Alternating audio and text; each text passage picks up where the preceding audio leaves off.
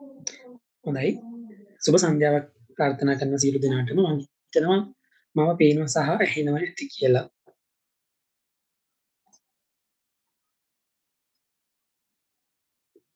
හොඳයි. පෙරදින විශ්වවිද්‍යාලීය විද්‍යාපීඨ බෞද්ධ සහෝදරත්වයේ විදිහට අපි කාලාන්තරයක් තිස්සේ විශේෂ වැඩසටහන් ප්‍රමාණයක් අපේ බෞද්ධ සහෝදරත්වයේ විසින් සංවිධානය කරන්නට යෙදෙනවා. ඉතින් පහුගිය මේ වසංගත තත්ත්වයක් එක්ක අපිට බැරි වුණා අපේ වැඩසටහන් පෙළ ගැස්ම හරියාකාරයෙන් ක්‍රියාත්මක කරන්න. ඉතින් මේ වසංගත මැදේ වුණත් විශ්වවිද්‍යාලය පැවැත්වුණු සමයේදී අපිට පුළුවන් වුණා විශ්වවිද්‍යාල ප්‍රජාව විදිහට විශ්වවිද්‍යාලයේ විහාරය අලලා ශ්‍රමදාන පින්කමක් ඒ වගේම තුන් පිරිත් පින්කමක් මියාදී පින්කම් කීපයක් සංවිධානය කරන්නට. ඉතින් මේ මාර්ගගත ක්‍රමය ඔස්සේ සිදු කෙරෙන පින්කම් මාලාවේ තවත් එක් වැඩසටහනක් විදිහට අපි අද මේ විශේෂ ධර්මදේශනා වැඩසටහන යොදාගත්තා. ඉතින් වෙසක් පොහොයෙන් ආරම්භ කෙරුණු අපේ විශේෂ වැඩසටහන පොසොන් පොහොය නිමිත්තෙන් බැතිගිය කෙලි දක්වමින් විශේෂ වැඩසටහනක් විදිහට ක්‍රියාත්මක වුණා. ඉතින් ඇසළ පොහොය නිමිත්තෙන් ඇසළ උත්සවයේ නිමිත්තෙන් අපි විද්‍යාපීඨ බෞද්ධ සහෝදරත්වයේ විදිහට කල්පනා කරා ධර්ම දානය කියන උතුම් දාණය සියලු දෙනා වෙනුවෙන් අපේ නිවසට සීමා වෙන්න වෙච්ච අපේම සහෝදර සහෝදරයන් සියලු දෙනාගේ හිතසුව පිණිස උතුම් ධර්ම දානමය පුණ්‍ය කර්මයක් ඉෂ්ට සිද්ධ කරන්නට. ඉතින් ධර්ම දේශනා කටයුතු ආරම්භ කිරීමට මත්තෙන් ආරාධනා කර සිටිනවා විද්‍යාපීඨ බෞද්ධ සහෝදරත්වයේ නැත්නම් විද්‍යාපීඨ බෞද්ධ සහෝදර සංගමේ ජ්‍යෙෂ්ඨ භාණ්ඩාගාරික මහාචාර්ය නන්ද විපුල බාලසූරිය මහතාට කෙටි අදහසක් දක්වමින් ගරු ස්වාමීන් වහන්සේ පිළිගන්නා හැටියට.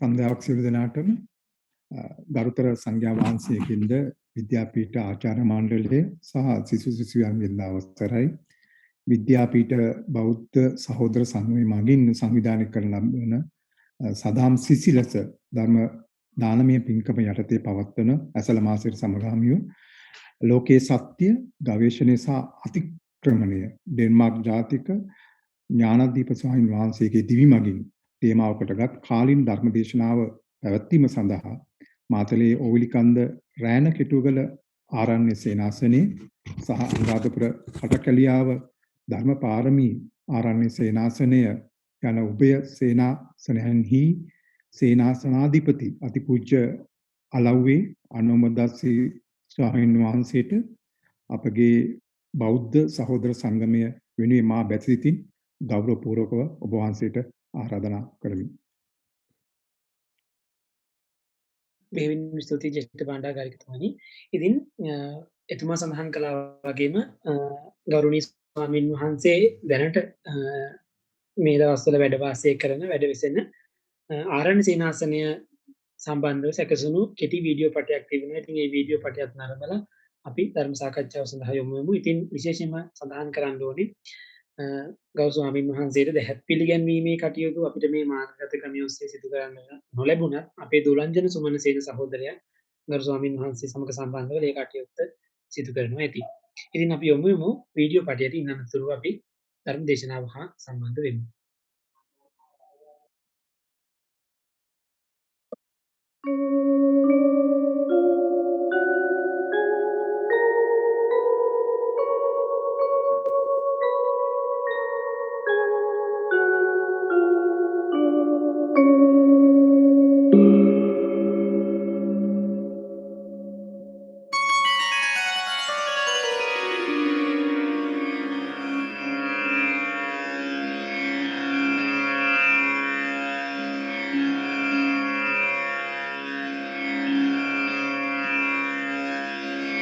बुद्धं शरणं गच्छामि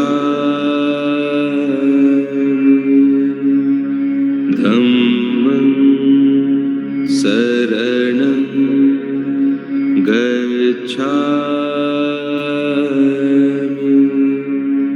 संघं शरणं गच्छामि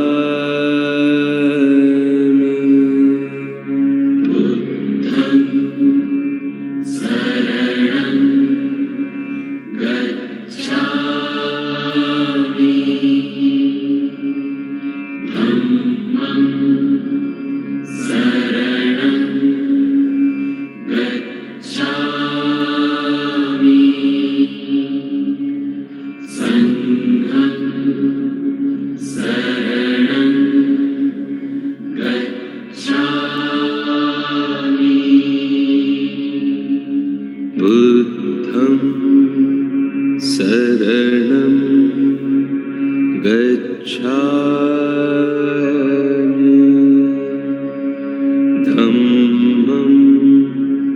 शरणं गच्छामि संघं शरणं गच्छामि बुद्धं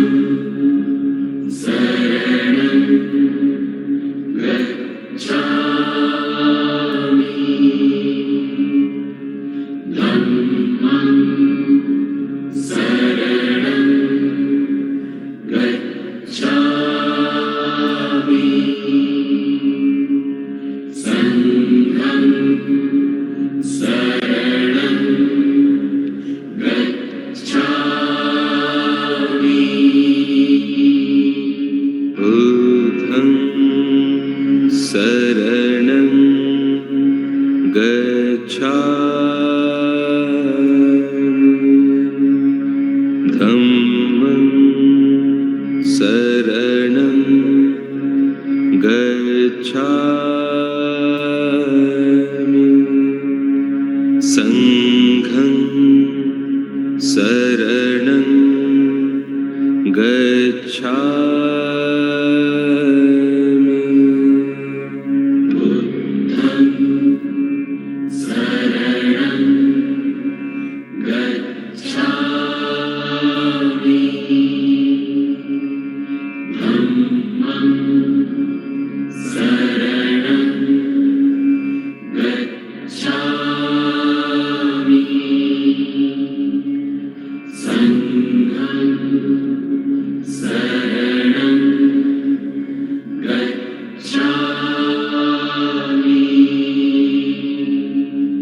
बुद्धं शरणं गच्छामि धम्मं शरणं गच्छामि संघं शरणं गच्छामि बुद्धं शरणं गच्छामि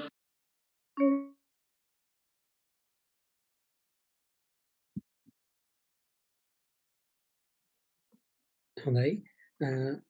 ගරු ස්වාමීන් වහන්සේට දැහැත් පිළිපෙන්වීමේ කටයුතු අපේ දොළංජන සුමනසේන සහෝදරයා සිදු කරන අතරේ අවසරයි ගරු ස්වාමීන් වහන්ස මාතලේ ඕවිලිකන්ද රැණකෙටුවගල ආරණ්‍ය සේනාසනය සහ අනුරාධපුර කටුකැලියාව ධම්මපාරමී ආරණ්‍ය සේනාසනය යන ඔබ්‍ය සේනාසනයන්හි සේනාධිපති අතිපූජ්‍ය ගෞරවනීය අලව්වේ අනෝමදස්සී ගරු ස්වාමීන් වහන්සේ නමස්කාර පූර්වක ආරාධනීය ධර්ම දේශනාව ආරම්භ කරන්න හිටියට.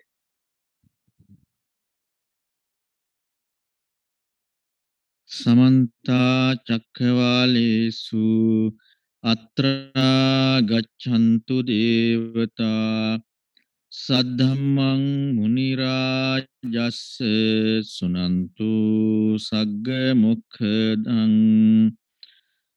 धम्मश्रवण कालो अयं भदन्ता ධම්මස්සවන කාලෝ අයං භද්දන්තා ධම්මස්සවන කාලෝ අයං භදන්තා නමෝ තස්ස භගවතු අරහතෝ සම්මා සම්බුද්දස්ස නමෝ තස්ස භගවතු අරහතෝ සම්මා සම්බුද්දස්ස නමෝ තස්ස භගවතු අරහතෝ සම්මා සම්බුද්දස්ස ශ්‍රද්ධාවන්ත පින්වතුනි පෙරාදෙණිය විශ්වවිද්‍යාලයේ විද්‍යාපීඨ බෞද්ධ සහෝදර සංගමය විසින් සිද්ධ කරන්නට යෙදෙන ඒ උතුම් ධර්ම දේශනාමය පින්කමක් මේ අවස්ථාවේදී සිද්ධ කරන්නටයි මේ සූදානම් වෙන්නේ. තරුණ පින්වත්තුන් හැටියට මේ ලෝකේ ජීවිතය ගොඩනගා ගන්න පිරිසක් හැටියට ආධ්‍යාත්මය තුලත් ජීවිතයේ වැදගත්කම කුමක්ද කියලා වටහා ගැනීම ඔබ ලබන වටිනාම දෙයක් වෙනවා. පින්තුනි, මේ ලෝකයේ සියලු දෙනාම සැපයක් හොයාගෙනයි යන්නේ. සැපයක් හොයා ගැනීම මුල් කරගෙනම සෑම දෙනාම ජීවිතේ මොනව හෝ කටයුතු කරනවා. ගොවිතැන්පත් කරනවා, වෙළෙහෙළදාම් කටයුතු කරනවා, අධ්‍යාපනයේ කටයුතු කරමින් ඉහළටම ඉගෙන ගන්නට යෙදෙනවා. මේ මොනව හෝ කාරණාවක් මුල් කරගෙන වුවත් අපි සිදු කරන්නට යෙදෙන්නේ තම තමන්ගේ ජීවිත උපරිම සැපසේ ජීවිතයක් ගත කරන්නට. අපේ ජීවිතයේ සැපවත් වීම සඳහා අපට නොයෙක් ඒකෙන් පින්වත්තුනි සැබෑම සැපයක් භුක්ති විඳින්න හැකියාවක් ලැබෙන්නේ නැහැ. මොකද ඔබ දන්නවා ඇති බොහෝ ධනවත් අයත් ඉන්නවා මානසික වූ අසහනයෙන් යුක්තව. ඉතින් ඒ කිසිදු කාරණාවක් මුල් කරගෙන මානසික සැනසීමක් ලබන්න හැකියාවක් ලැබෙන්නේ නැහැ.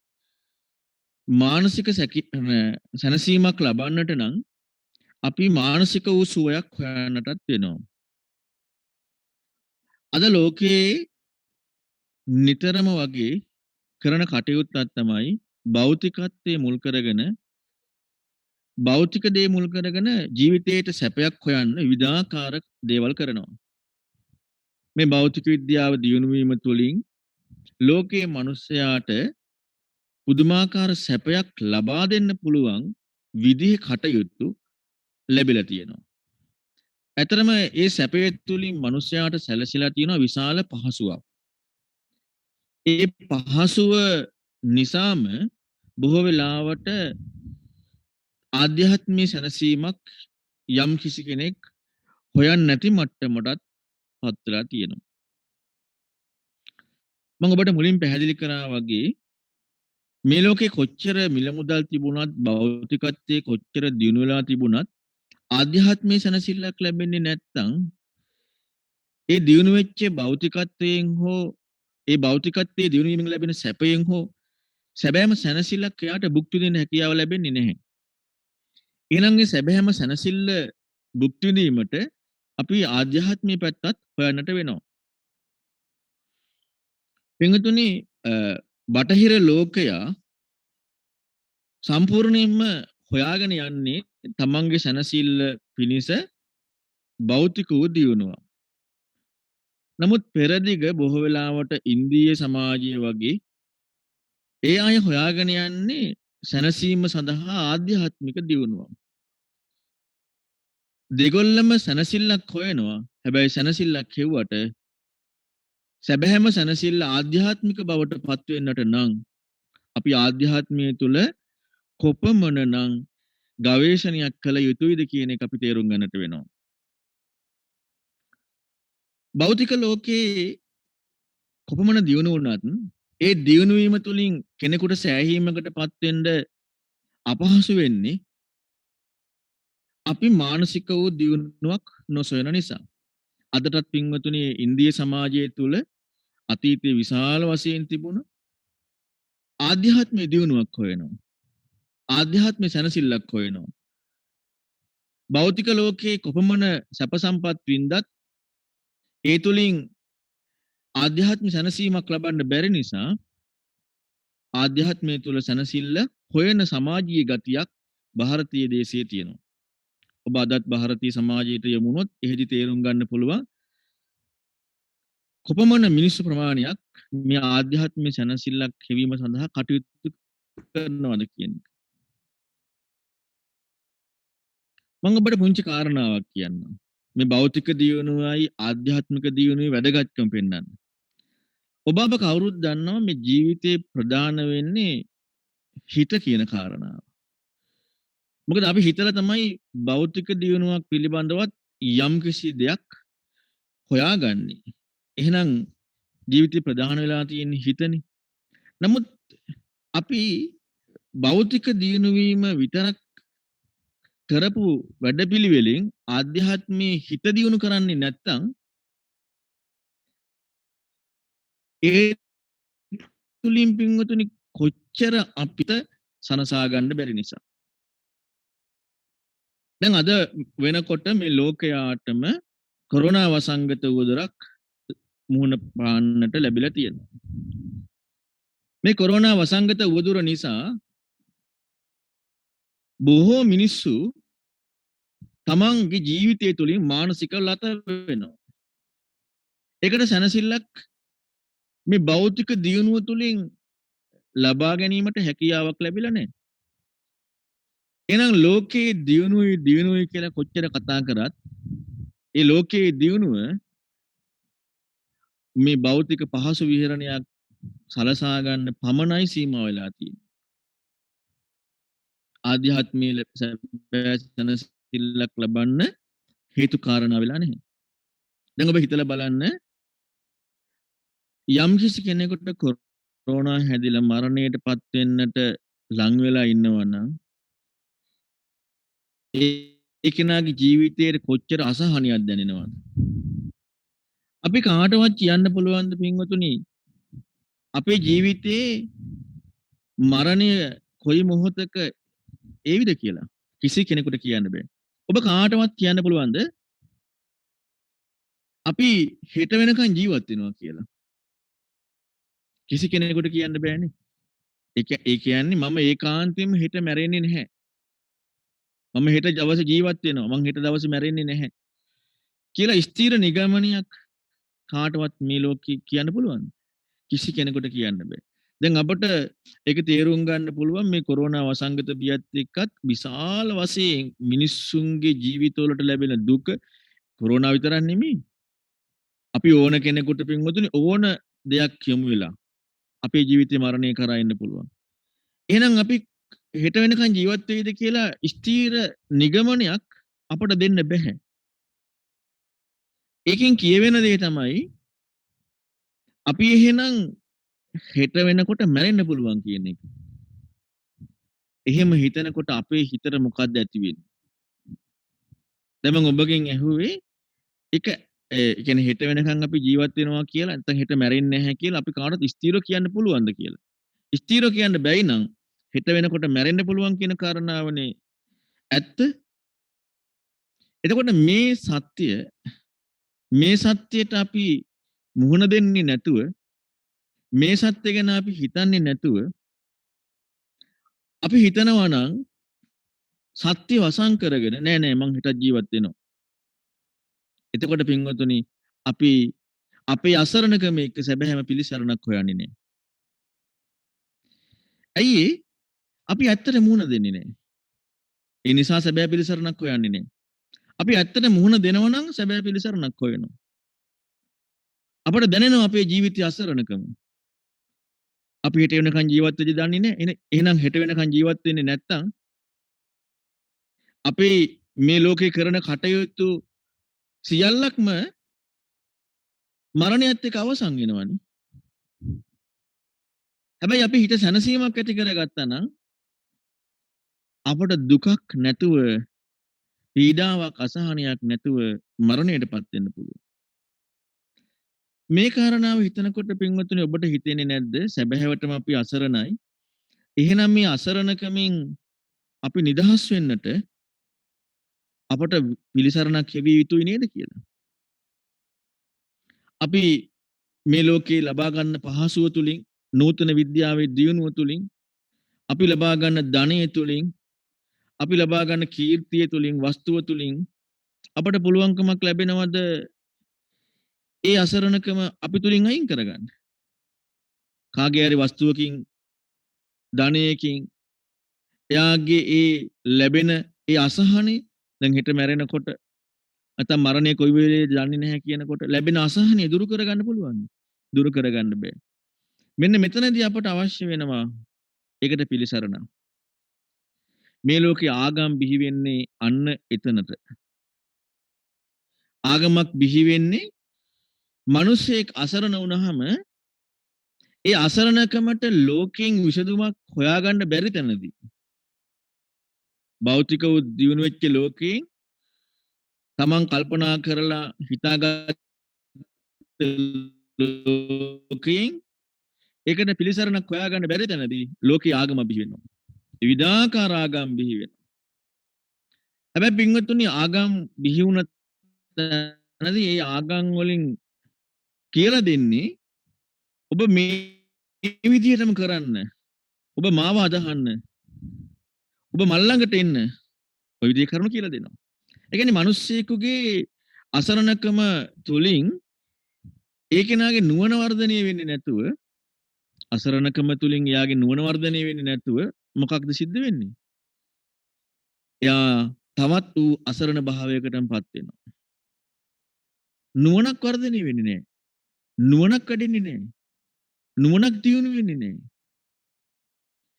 ඒතර නුවණක් වැඩෙන්නේ නැත්නම් නුවණක් දියුණු වෙන්නේ නැත්නම් අපි තව කෙනෙක් ළඟට ගියා කියලා අපි තුල ඇති වෙන්නේ පින්වතුනි අන්ධ භාවයක් නේ.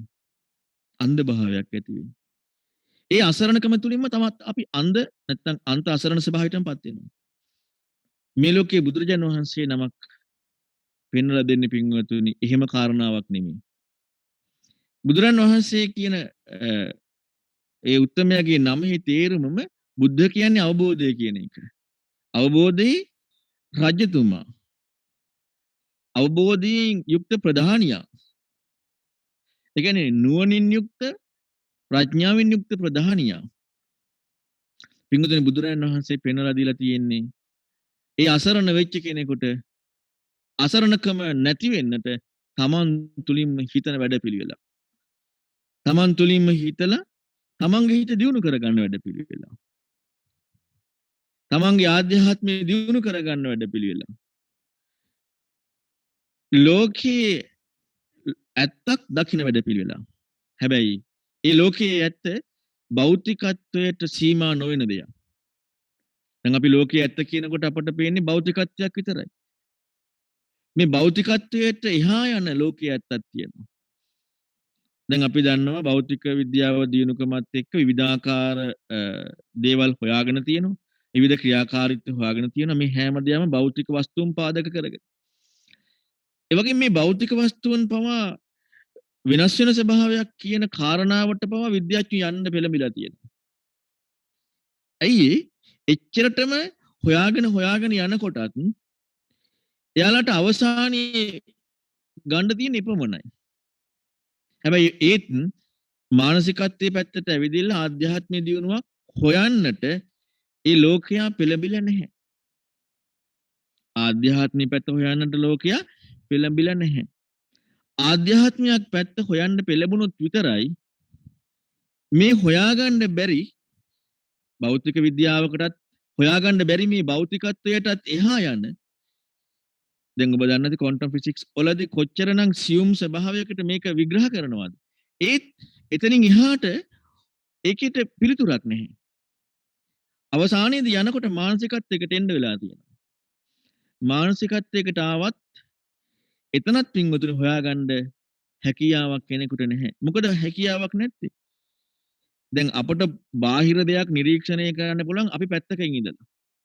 අපි කොහොමද අපිව නිරීක්ෂණය කරන්නේ? අපි කොහොමද අපේ හිත නිරීක්ෂණය කරන්නේ?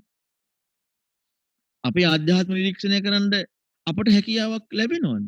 කවුද නිරීක්ෂණය කරන්නේ එතකොට? ඒත් හිතකින්මනේ කරන්නේ. ඒත් හිතකින්නේ කරන්න තියෙන්නේ. එහෙනම් කොච්චර මොන විදිහකට කටයුතු කරන්න ගියත් අපේ ආධ්‍යාත්මය අපේ හිත කියන එක අපට හොයන්න බැරි වෙනවා. අපට හොයාගන්න බැරි වෙනවා. අපට හොයාගන්න බැරි තැනදී මොකද වෙන්නේ? අපි පින්වතුනි වෙන අන්ධ වූ දේවල් අන්ධ වූ ඇදහිලි විශ්වාස වලට යමු වෙනවා. ඔන්න ඔතෙන් එන්න දෙන්නේ නැතිව බුදුරන් වහන්සේගේ ධර්මයට යම් කිසි කෙනෙක් යමු වුණා නම් එයාට ඒ හොයන්න ඕන විදිහක් බුදුරන් වහන්සේ පෙන්වා දීලා තියෙනවා. ඒක පින්වතුනි මේ ලෝකෙ කිසි කෙනෙක් පෙන්වා දීලා නැහැ. මම ඒකට ඔබට උපමාවක් පෙන්නන්නම්. දැන් පිහියක මුව හතින් ඒ පිහිය කපන්න පුළුවන්ද? පිහියක මෝහයෙන් ඒ පිහිය කපන්න බෑ. දැන් අපි අපේ හිත ගැන හොයන්න යනවා කියන්නේ ඒ වගේ වැඩක්. ඒ කියන්නේ හිත දැන් අපි අපේ හිත ගැන හොයන්න යන්නේ ආයෙත් හිතක් එක්කනේ. එතකොට එතන හොයන්නේ නැහැ. කොහොමද ඒක හොයන්නේ? අපි මොන විදිහකට දැඟලුවත් හොයන්න විදිහක් නැහැ. ඔන්න ඔය පටලැවිල්ලක් අපිට තියෙනවා. ඒ නිසා අපි වෙන වෙන දේවල් වලට යොමු වෙනවා. නමුත් පින්වතුනි බුදුරයන් වහන්සේ පෙන්වලා දෙන ධර්මය මේ ලෝකේ යම් කිසි කෙනෙකුට හිතා ගන්න බැරි දෙයක්. මේ ලෝකේ යම් කිසි කෙනෙකුට අදාහ ගන්න බැරි දෙයක්. ඒකයි බුදුරන් වහන්සේගේ ධර්මයේ අහලා ඒ ධර්මයට අනුගත වෙච්ච අය මෙන්න මේ වගේ උදාහරණයක් කියනවා. අච්චරියම් බන්තේ අභූතම් බන්තේ ආශ්චර්යයි ස්වාමීනි අද්භූතයි ස්වාමීනි. ඇයි මේ ආශ්චර්ය අද්භූතයි කියන්නේ? මේ හිතා ගන්න බැරි විදිහ. අදාහ ගන්න බැරි විදිහ. හැබැයි හිතා ගන්න බැරි විදියක් අදාහ ගන්න බැරි විදියක් කියනකොට අපට මතක් වෙන්නේ පින්වතුනි දැන් අපි ගොඩක් දන්නවනේ මේ 이르දි කියලා එක. ඔන්න ඕකත් තමයි අපට මතක් වෙන්නේ.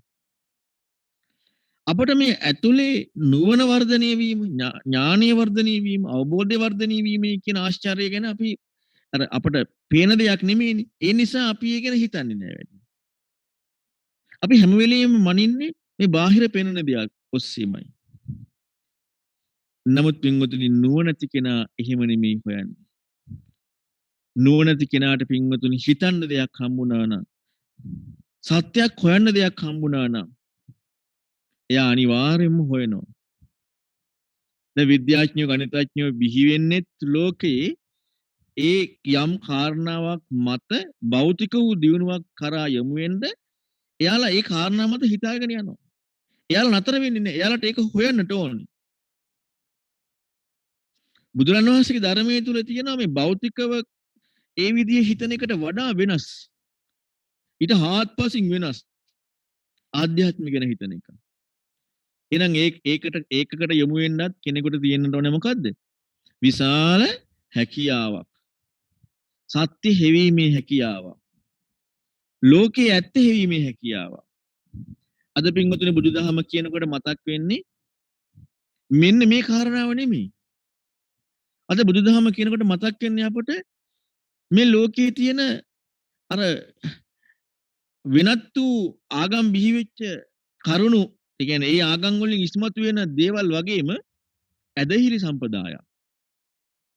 අදහන දෙයක්. නැත්නම් වෙන අපට ඇඟට දැනෙන්න කරන දෙයක්. අපිට මේ නුවණක් වර්ධනය වෙන සත්‍යක් හොයනවා කියන කාරණාවද ගොඩාක් හිතන්නේ නැහැ. මම ඒකට පුංචි කාරණාවක් කියලා දෙන්නම්. අද අපි කතා කරනවානේ පින්වතුනි සිද්ධාර්ථ කුමාරයා මේ ගිහිගේ එපා වෙලා ගියා කියලා. ජීවිතේ එපා වෙලා ගියා කියලා. දැන් අපිට එපා වුණා නම් ජීවිතේ හරි ගිහි ගිය හරි මොකක් හරි එපා වුණා කියනකොට පින්වතුනි එතන හටගන්නේ දුකක් නේද? පීඩාවක් නේද? අසහනයක් නේද? ඔන්න ඔය තැනට අපි අද බෝධිසත්වය පත් කරලා තියෙනවා. ගිහි ගෙදර එපා වෙලා ගියා ජීවිතේ එපා වෙලා ගියා කියලා. නමුත් පින්වතුනි ඔබ හිතලා බලන්න යම් කිසි කෙනෙකුට ගිහි ගෙදරක් එපා වෙන්නේ ජීවිතයක් එපා වෙන්නේ මොන කරුණු මතද? එක කාරණාවක් තමයි තමන් ලස්සන නැත්තම් කැතයි නම් ඔන්න කෙනෙකුට ජීවිතේ එපා වෙනවා. ඊළඟට තමන්ට මානසික පීඩාවක් එනවා නම් ජීවිතේ එපා වෙනවා. තමන්ට හිතයිෂී ඥාති මිත්‍රාදී නැත්තම් ජීවිතේ එපා වෙනවා. තමන්ට ලෙඩ රෝග තියෙනවා නම් ජීවිතේ එපා වෙනවා. තමන්ට ධානීය වස්තුව නැත්තම් ජීවිතේ එපා වෙනවා. දැන් මේවනේ ජීවිතේ එපා වෙන කාරණා. එතනින් එහා මොනවද ජීවිතේ එපා වෙන කරුණු? ඒ ජීවිතයට දුකක් ලැබෙන, මානසික හෝ අසහනයක් ලැබෙන, කායික හෝ අසහනයක් ලැබෙන මොනවා හරි දෙයකින් තමයි ජීවිතේ එපා වෙන්නේ. වෙන කරුණකින් එහෙම නෙමෙයි. දැන් සිද්ධාර්ථ කුමාරයාට ඔය වගේ දේවල් තිබ්බද? හරිම ලස්සනයි. හොඳට සැප සම්පත් තියෙනවා. රාජකුමාරී ඥාති පරිවාරී සම්පත්තිය ඊටාම ඉහළයි. ඊටාම ආදරයෙන් තමයි කටයුතු කරන්නේ. කිසිදු ලෙඩ රෝගයක් නැහැ. ඉතින් ජීවිතේ එපා වෙන්න දෙයක් නැහැ. දැන් අපි කිව්වට ජීවිතේ එපා වුණා කියලා ජීවිතේ එපා වෙන්න ඉඩක් නැහැ. දැන් වෙන කරුණු වලින් ජීවිතේ එපා වෙනවද? ජීවිතේ එපා වෙන්නේ කාටද සැපක් ලැබෙද ජීවිතේ එපා වෙන්නේ? ජීවිතේට කලකිරෙන්නේ. ගෙදරට කලකිරෙන්නේ. ලැබෙන්නේ නේ. එහෙම වෙන්නේ නේ. සිද්ධාර්ථ කුමාරට මොකද සිද්ධ වුනේ? පින්වතුනි ඔබ අහලා ඇති සිද්ධාර්ථ කුමාරයා ඉපදුනාට පස්සේ සිද්ධාර්ථ කුමාරයා ගිහි ගිය අතහැරලා ගියොත් සම්බුදු වෙනවා කියලා අනාවැකියක් කියලා තිබ්බා. ඉතින් මේ සුද්ධෝදන රජතුමා මොකද කරේ? සිද්ධාර්ථ කුමාරයාට ජීවිතේ එපා වෙන්න නැති වෙන්න, গিදර එපා වෙන්නේ නැති වෙන්න කටයුතු කළා. කිසිදු ලෙඩ වෙච්ච කෙනෙක්, මරණයටපත් වෙන කෙනෙක්, වයසට යන කෙනෙක්, එහෙම කෙනෙක් පේන්න ඉඩක් සැලසුවේම නැහැ. වසර 29ක් යනකම්. කිසිම දුකක් දෙන්න ඉඩක් සැලසුවේම නැහැ. ඒක පින්වතුනි අපට හම්බ වෙනවා සමහර අවස්ථාවල දැන් අද කාලේ හිතා ගන්නත් බෑ. ඒ කියන්නේ පායන කාලෙට, වහින කාලෙට ඊළඟට මේ සෞම්‍ය කාලෙට මේ කාලවලට ඉන්න වෙන වෙන මාලිගා තිබ්බා. ඒ මාලිගාවල සේවය කරේ ලස්සන කාන්තාවන්. ඒ වගේම කිසිදු විදිහකින් ඇඟට පිනි බිඳුවක්වත් වැටෙන්න දෙන්නේ නැතුව කුඩ අල්ලගෙන තමයි ගමන් කරේ. ඊළඟට අඩුම තරමේ 16යන්ටවත් අර කෑම දෙනකොට ප්‍රණීත නැති දේවල් දුන්නේ නැහැ. ඇයි මේ? කියන්නේ එහෙම හරි හිතට දුකක් එයි කියලා. ජීවිතේ එපා වෙන්න ඕන කිසි දෙයක් සිද්ධාර්ථ කුමාරයාට සිදු වුණේ නැහැ. මේ සුද්ධෝදන රජතුමා මේ කොහොම හරි ගෙදර හදව ගන්න තමයි මේ දේ කළේ. හැබැයි පිටුදුර සත්‍යවාදී සත්‍ය රකින අසාමාන්‍ය හිතන රටාවක් තියෙන කෙනෙක් තමයි සිද්ධාර්ථ කුමාරයා කියන්නේ. පිටුදුනේ මොකද වුනේ? දවසක් යනකොට දැක්කා මහල්ලෙක්. දැකලා නැහැ මහලු අය. ලෙඩෙක් දැක්කා. ලෙඩ වෙච්ච අය දැකලා නැහැ. ඊළඟට මරණයටපත් වෙච්ච කෙනෙක් දැක්කා. කලින් දැකලා නැහැ. මේ කවුද කියලා ඇහුවා. මොකද්ද මේ කියලා ඇහුවා. ඔය තමයි වයසට යනවා, ලෙඩ වෙනවා, මැරෙනවා කියන්නේ. දැන් අපට නම් කොච්චර දකින්න තියෙනවද? දැන් ඒ කාලේ තාක්ෂණයක් නැහැනේ පින්වතුනි. රූප වාහිනියෙන් බලන්න, ටීවී වලින් බලන්න තාක්ෂණයක් නැහැනේ. එළියට පේන්නම ඕන. ඉතින් මේ නගර වලින් සම්පූර්ණයෙන් අයින් කළා තිබ්බයි කට්ටිය. මොකද මේ? ඒව නොදැක තියන්න සිද්ධාර්ථ කුමාරයා. දැක්කට පස්සේ ඇහුවට පස්සේ චන්න කියනවා මේක තමයි ස්වභාවය. මේ සත්‍යයන්ට උපන් සත්‍යයන්ට මරණය උරුමයි. මේම කියනකොට සිද්ධාර්ථ කුමාරයා හිතන්න ගත්තා. ඉතින් ඇයි මෙහිම වෙවි තියෙද්දි අපි මේකට උත්තරයක් හොයන්නේ නැත්තේ? අපි මෙහිම දෙයක් නම් අපි හැමෝටම මුහුණ දෙන්න තියෙන්නේ. මේ ලෙඩ වෙන වයසට යන මැරෙන එකක් නම් මුහුණ දෙන්න තියෙන්නේ. ඇයි අපි මේකට උත්තරයක් හොයන්නේ නැත්තේ? දැන් මේ ඉස්සරලාම මේ වැනි අය දැකපු තැන හිතෙච්ච දේ. කලින් දැකලා නැහැ. දැකපු ගමන් හිතෙච්ච දේ. දැන් මොකක්ද මේ සිද්ධාර්ථ කුමාරයාට ලැබුණේ? ජීවිතේ ලෝකේ ඇත්ත මොකද්ද කියලා හොයන්න ඕනකමක් ආවනේ. මොකද්ද ආවේ? ලෝකේ ඇත්ත හොයන්න ඕනේ කියන එකක් ආවා. මේක නම් ලෝකේ ඇත්ත. මේක වෙන්නේ කොහොමද? මේකෙන් ගැලවෙන්නේ කොහොමද කියලා හොයන්න ඕනකම සිද්ධාර්ථ කුමාරට ඇති වුණා. ඊළඟට පැවිද්දෙක් දැක්ක. අර කවුද? ඒ තමයි ඕකෙන් නිදහස් වෙන්න හොයන අය. ඕකෙන් නිදහස් වෙන්න හොයන අය. දැන් මේකත් එක්ක සිද්ධාර්ථ කුමාරට ඇති වුණා හැඟීමක් මොකද්ද? මමත් හොයන්නට ඕනේ මේ ඇත්ත. මමත් ලෙඩ වෙන වයසට යන මරණයටපත් වෙන ජීවිතේ ලැබෙන්නේ ඇයි මේකෙන් නික්මවන්නේ කොහොමද කියලා ඇත්ත හොයන්න ඕනේ. අර පැවිදි අය වගේ. ඒකවල සිද්ධාර්ථ කුමාරයා ගිහි ගත හැරි මොකක් නිසාද? ගිහි එපා වෙලාද? ජීවිතේ එපා වෙලාද? නෑ ඇත්ත හොයන්න. සත්‍ය හොයන්නයි ගිහි ගත හැරලා ගියේ. ගිහි ගෙදර ඉද්දී ඒ කටයුත්ත කරන්න බැරි නිසා සත්‍ය හෙවීමේ කියන කාරණාවසේ ගිහි ගිය අතහැරලා සිද්ධාර්ථ කුමාරයා රජකම අතහැරලා සත්‍ය හොයාගෙන ගියා. මේ ලෝකයේ ඔක්කොටම මුහුණ දෙන්න තියෙන සත්‍ය. දැන් බලන්න පින්වතුනි මේ ලෝකයේ ඔහොම හොයන අය ඉන්නවද කියලා? මේ ඇත්තක් හොයන මේ විදිහ ඇත්තක් හොයන. මෙච්චර මේ ප්‍රශ්නයක් තියෙනකොට මේ ප්‍රශ්නෙට උත්තරයක් හොයන්න යන එහෙම අය පින්වතුනි ජම්බුද්වීපයේ නැත්නම් ඉන්දියාවේ ಭಾರತೀಯ සමාජය අදටත් ඉන්නවා. නමුත් ප්‍රශ්නේ තියෙන්නේ ඒ අයට ඒක සඳහා අවශ්‍ය වූ ධර්මයක් නැහැ. ඒකට අවශ්‍ය වෙන ධර්මයේ නැහැ. නමුත් හොයන අය ඉන්නවා. මේ තමයි පින්වතුනි සත්‍ය හොයන අයගේ ගති ලක්ෂණය. සත්‍ය වෙන අයගේ ස්වභාවය. එයාලා මේ ලැබෙන සැපයෙන් ගිජු වෙලා ලබා ගන්න පහසුවෙන් ගිජු වෙලා ඒක කටයුතු කරන්නේ නැහැ. ඒ අය හොයාගෙන යනවා ඇත්ත. සත්‍ය හොයාගෙන ගිහිල්ලා මේ ලෝකේ යම් වූ සැපයක් තියනවාද? ලෝකයේ භෞතිකත්වයෙන් භුක්ති විඳින ඊට එහා සැපයක් භුක්ති විඳීම තුලින් මේ ලෝකයේ සැපය අතහරිනවා. දුක එන්නෙත් නැහැ. තම තමන්ගේ ජීවිතයේ දුකක් ලැබෙන්නෙත් නැහැ. ඒ වගේම පරලොවකට නැවත දුකක් අරගෙන යන්නෙත් නැහැ.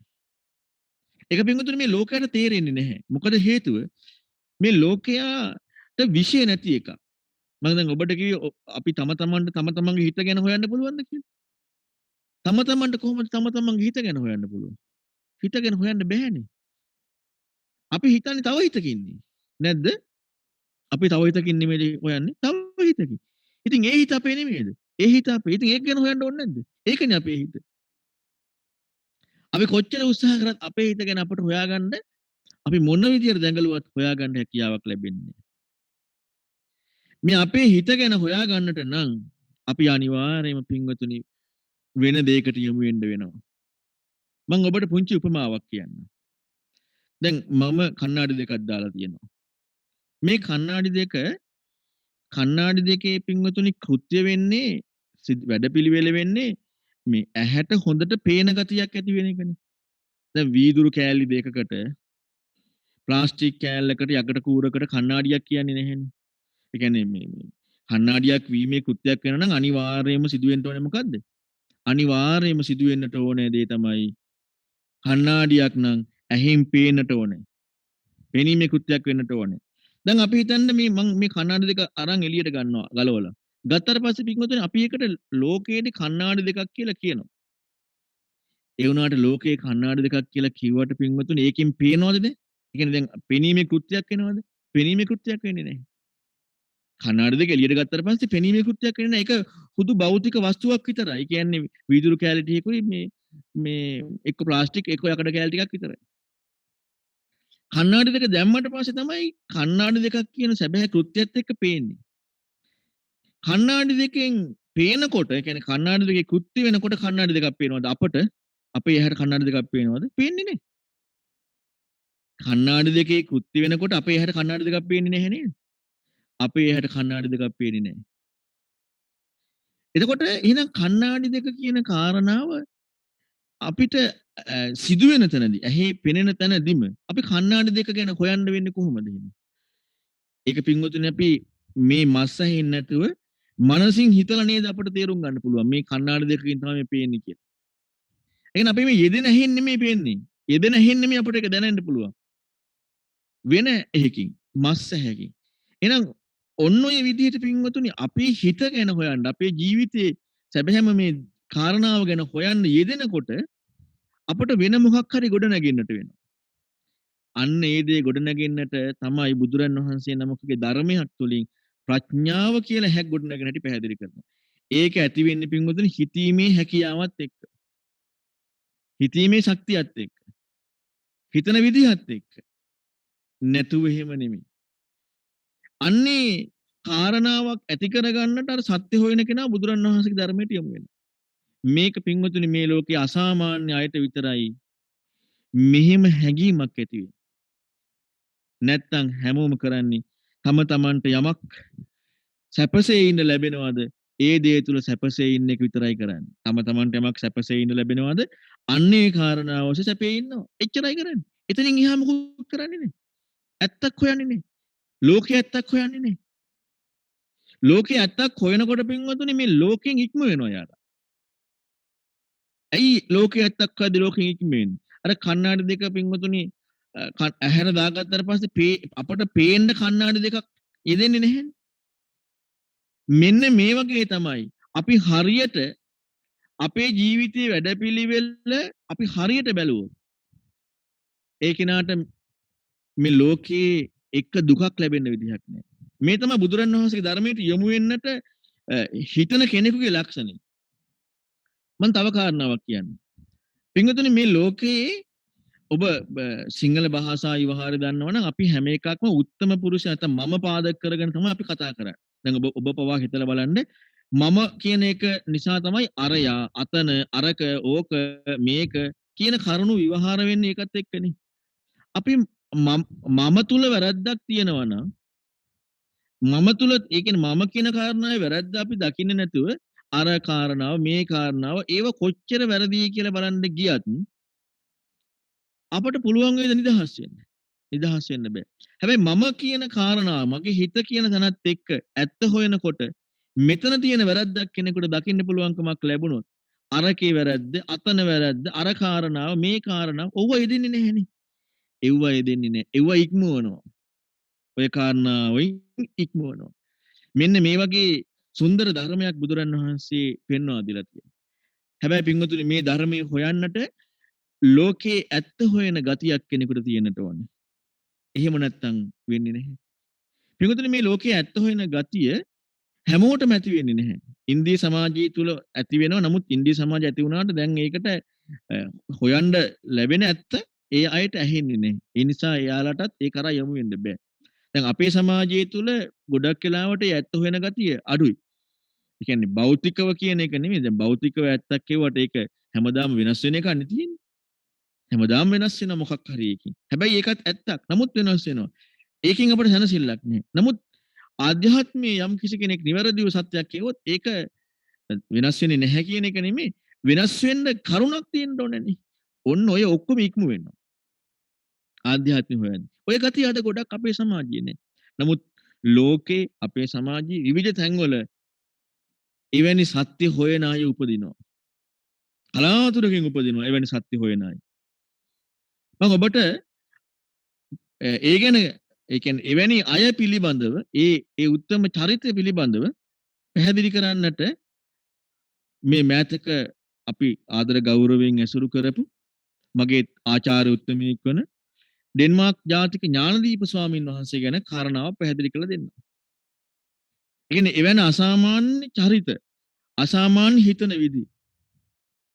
ඩෙන්මාර්ක් රටක කියන්නේ යුරෝප රටක ඉපදිච්ච යුරෝප ජාතික කෙනෙක්. දැන් යුරෝප රටක බොහෝ වෙලාවට මේ භෞතිකත්වයේ ඔස්සේ හිතන රටාවක් නේ තියෙන්නේ. ආධ්‍යාත්මයේ ඔස්සේ හිතන රටාවක් නැහැනේ. නමුත් පින්වතුනි යම් කිසි කෙනෙකුට තියෙනවා නම් නුවණක් මේ සත්‍ය හොයන හැඟීමක් තියෙනවා නම් ඒ අය කොහේ ඉපදුනත් එයාලා ඇත්ත හොයනවා. එහෙම නුවණක් නැති කෙනෙක් ඇත්ත හොයන්න ඕන ධර්මයේ කොච්චර තිබුණත් ඇත්ත හොයන්නේ නැහැ. මෙන්න මේ විදිහේ කෙනෙක් තමයි ඩෙන්මාර්කේ ඉපදුන ඒ රූට් කියන තරුණයා. වයස 20 21 මේ කාලෙදී හරි අසාමාන්‍ය විදිහට හිතන්න පටන් ගත්තා. දැන් යුරෝපා රටක කෙනෙකුට එහෙම හිතෙනවා කියන එක දැන් හිතා ගන්න බැහැනේ. මේ ආධ්‍යාත්මය ගැන හොයන්නට ඕනේ. ජීවිතය ඇතුළ ගැන හොයන්න ඕනේ. මේ වගේ කිසිම මේ භෞතික දියුණුවෙන් කිසිම තෘප්තිමත් බවක් නැහැ. හොයනවා ලබනවා ඒකේ සැබෑම සැනසෙල්ලක් නැහැ ඉවරයි. නමුත් මේ ආධ්‍යාත්මය මේකට සැබෑ සැනසෙල්ලක් හොයන්නට ඕන කොහොමද හොයන්නේ? මෙහිම කල්පනා කරනකොට පින්වත්නි දැන් මේ අද කාලේ ගොඩාක් තාක්ෂණයේ දියුණුව. මීට අවුරුදු 50කට 60කට කලින් එච්චරම දියුණුවක් නැහැනේ. එතකොට මේ තරුණයාට අහන්න ලැබුණා බුදුරජාණන් වහන්සේ පිළිබඳව. මේ කියන්නේ බෞද්ධ දර්ශනය පිළිබඳව. මේ ඉන්දියාවේ පහළ වෙච්ච ශාස්ත්‍රූ කෙනෙක් මෙන්න මේ වගේ ආධ්‍යාත්මීය දියුණුවක් ගැන කියලා දෙනවා. ආධ්‍යාත්මය ඇතුළ හොයන සත්‍ය හොයන වැඩපිළිවෙලක් කියලා දෙනවා. මෙන්න මේක හොයන්න ඕනේ කියන අවශ්‍යතාවයක් ඕනකමක් ඇති වුණා. දැන් මේ වගේ අයගේ පින්වතුනි විශේෂ දක්ෂතා තියෙනවා. මේ ඒ කියන්නේ සත්‍ය හොයන අයගේ කිසිම දෙයකට කොටු වෙලා රිංගගෙන ඉන්නේ නැතිව සත්‍ය හොයන අය විශේෂ දක්ෂතා තියෙනවා. ඒ තමයි එයාලට ඒ සඳහා උපකාර වන විදිහේ හැකියාවල් තියෙනවා. දැන් මේ ඥානදීප ස්වාමීන් වහන්සේලා තිබුණා විශාල විදිහෙන් භාෂා කුසලතාවය. විවිධ විදිහේ භාෂාවන් ඉගෙන ගන්න පුළුවන්. ඉතින් මේ තරුණයා ඉන්දියාවට ආවා. ඉන්දියාවට ඇවිදින්න ඉන්දියාවේ හොයන්න පටන් ගත්තා මේ බුදුරන් වහන්සේගේ ධර්මය. මොකද්ද බෞද්ධ දර්ශනය කියන්නේ කියලා. නමුත් ඉන්දියාව තුළදී ඒ කාරණාව හොයාගන්න බැරි වුණා. මොකද ඉන්දියාව ඒ වෙනකොට අර කියන්නේ විමුක්තිකාමී සමාජයක් තුළ පින්වතුනි විමුක්ති වෙන ප්‍රතිපදා ගොඩාක් තියෙනකොට යම් කිසි විදිහකින් ප්‍රඥා කියන්නේ දැන් බුදුරන් වහන්සේගේ ධර්මයේ තියෙන අසාමාන්‍ය ප්‍රඥාවක් සහිත අයට විමුක්තිය හොයන්නේ. ඒකෝට දැන් දැන් අපි හැමෝම හොයන්නේ මොකක් හරි සැනසෙල්ලක් සැපක්නේ භෞතිකත්වයෙන් පවා. අන්නේ විදිහටම තමයි විමුක්තියක් හොයාගෙන යනකොට ඒ සමාජය තුළ ප්‍රඥාවන්තයෝ අඩු වෙනකොට අර ප්‍රඥාවට ගෝචර විමුක්තිය මේ ඒ ධර්මයක ඉඩක් නැති වෙනවා. ඇයි? එතන ප්‍රඥාවන්තය නැහැ. එතකොට අර ලොකු ප්‍රඥාවක් අවශ්‍ය නැති తాවකාලික මොන හරි සැනසීමක් ලබන්න පුළුවන්. අන්නේ කරුණු ඒව බබලනවා. මොකක් නිසාද? ප්‍රඥාවන්තයෝ අඩු නිසා. ඒකට ප්‍රඥාවන්තයෝ අඩු වෙනකොට හැබැයි ඒක විමුක්තිකාමී සමාජයක විතරයි වෙන්නේ. මොකද හේතුව අනිත් තැන්වලදී එහෙම ප්‍රතිපදා කොහෙවත් නැහැනේ. දැන් අපේ සමාජය විමුක්තිකාමී සමාජයක් නැහැ. යුරෝප රට තුලත් විමුක්තියක්, ඒ කියන්නේ සමාජය තුලින්ම විමුක්තියක් හොයන්න ඕනෑ කියන ගතියක් නැහැ. නමුත් ඉන්දියාවේ තියෙනවා. ඒතර ප්‍රතිපදා තියෙනවා. ප්‍රතිපදා වලට අනුගත වෙන ලේසි. ප්‍රඥාව අඩු අය නම් ඉන්නේ බුදුරණවහන්සේ ධර්මයේ ප්‍රඥාවට නම් ගෝචර වෙන්නේ. එතකොට මොකද වෙන්නේ? අනිත් ප්‍රතිපදා වලට තැන වැඩි. ඒවට යොමු වෙනවා. ප්‍රඥාවන්තයන්ට ගෝචර වෙන ඒ කාරණාව, ඒ ධර්මයට ඉඩ නැති වෙනවා. ප්‍රඥාවන්තය අඩු වෙච්ච නිසා. හැබැයි මේ වගේ සමාජයක, ලාංකීය සමාජයක ටික ඉඩක් නැහැ. ඇයි ඒකට ඉඩක් නැත්තේ? වෙන විමුක්තිකාමී ප්‍රතිපදා නැහැ. ප්‍රඥාවන්තය අඩු වුණාට සමාජය තුල විමුක්තිය හොයනෙව නැහැ වෙන්නේ. එතකොට දැන් කොහොම හරි එහෙනම් අර බුදුරණවහන්සේගේ ධර්මයේ තුලින්ම ප්‍රඥාව අඩු අයත් මොනවා හරි කෑලි ටිකක් අරගෙන Tamanට පුළුවන් දෙයක් කර ඉන්නවා. වෙන දෙයක් එල්ලෙන්න නැති නිසා. නමුත් ඉන්දියාව තුල වෙන දේවල් තියෙනවා. ඒක නිසා ඒවට යමු වෙනවා. ලංකාව තුල එහෙම වෙන දේවල් නැහැ. ඒ නිසා මේ ධර්මයේ තුලින්ම වෙන කෑලි ගන්නවා. ඒ කියන්නේ සම්පූර්ණයෙන්ම ඒ සත්‍යවාදී ධර්මයට යමු වෙන්නේ නැතුව Tamanට තේරෙන දේවල් ගන්නවා. නමුත් පින්වතුනි ධර්මයේ ඉතුරු වෙලා තිබුණා. අන්න ඒකයි තියෙන විශේෂත්වය. ඒ අයට තේරෙන මට්ටමින් අරන් ප්‍රතිපදා හුරු කරගෙන ගියාට සත්‍ය ධර්ම ඉතුරුලා තිබුණා. ඒකට ප්‍රඥාවන්ත කෙනෙකුට ඒ සත්‍ය ධර්ම ඉතුරුලා තිබිච්ච නිසා ඒ ධර්මයට අනුගත වෙන්න පුළුවන්. යොමු වෙන්න පුළුවන්.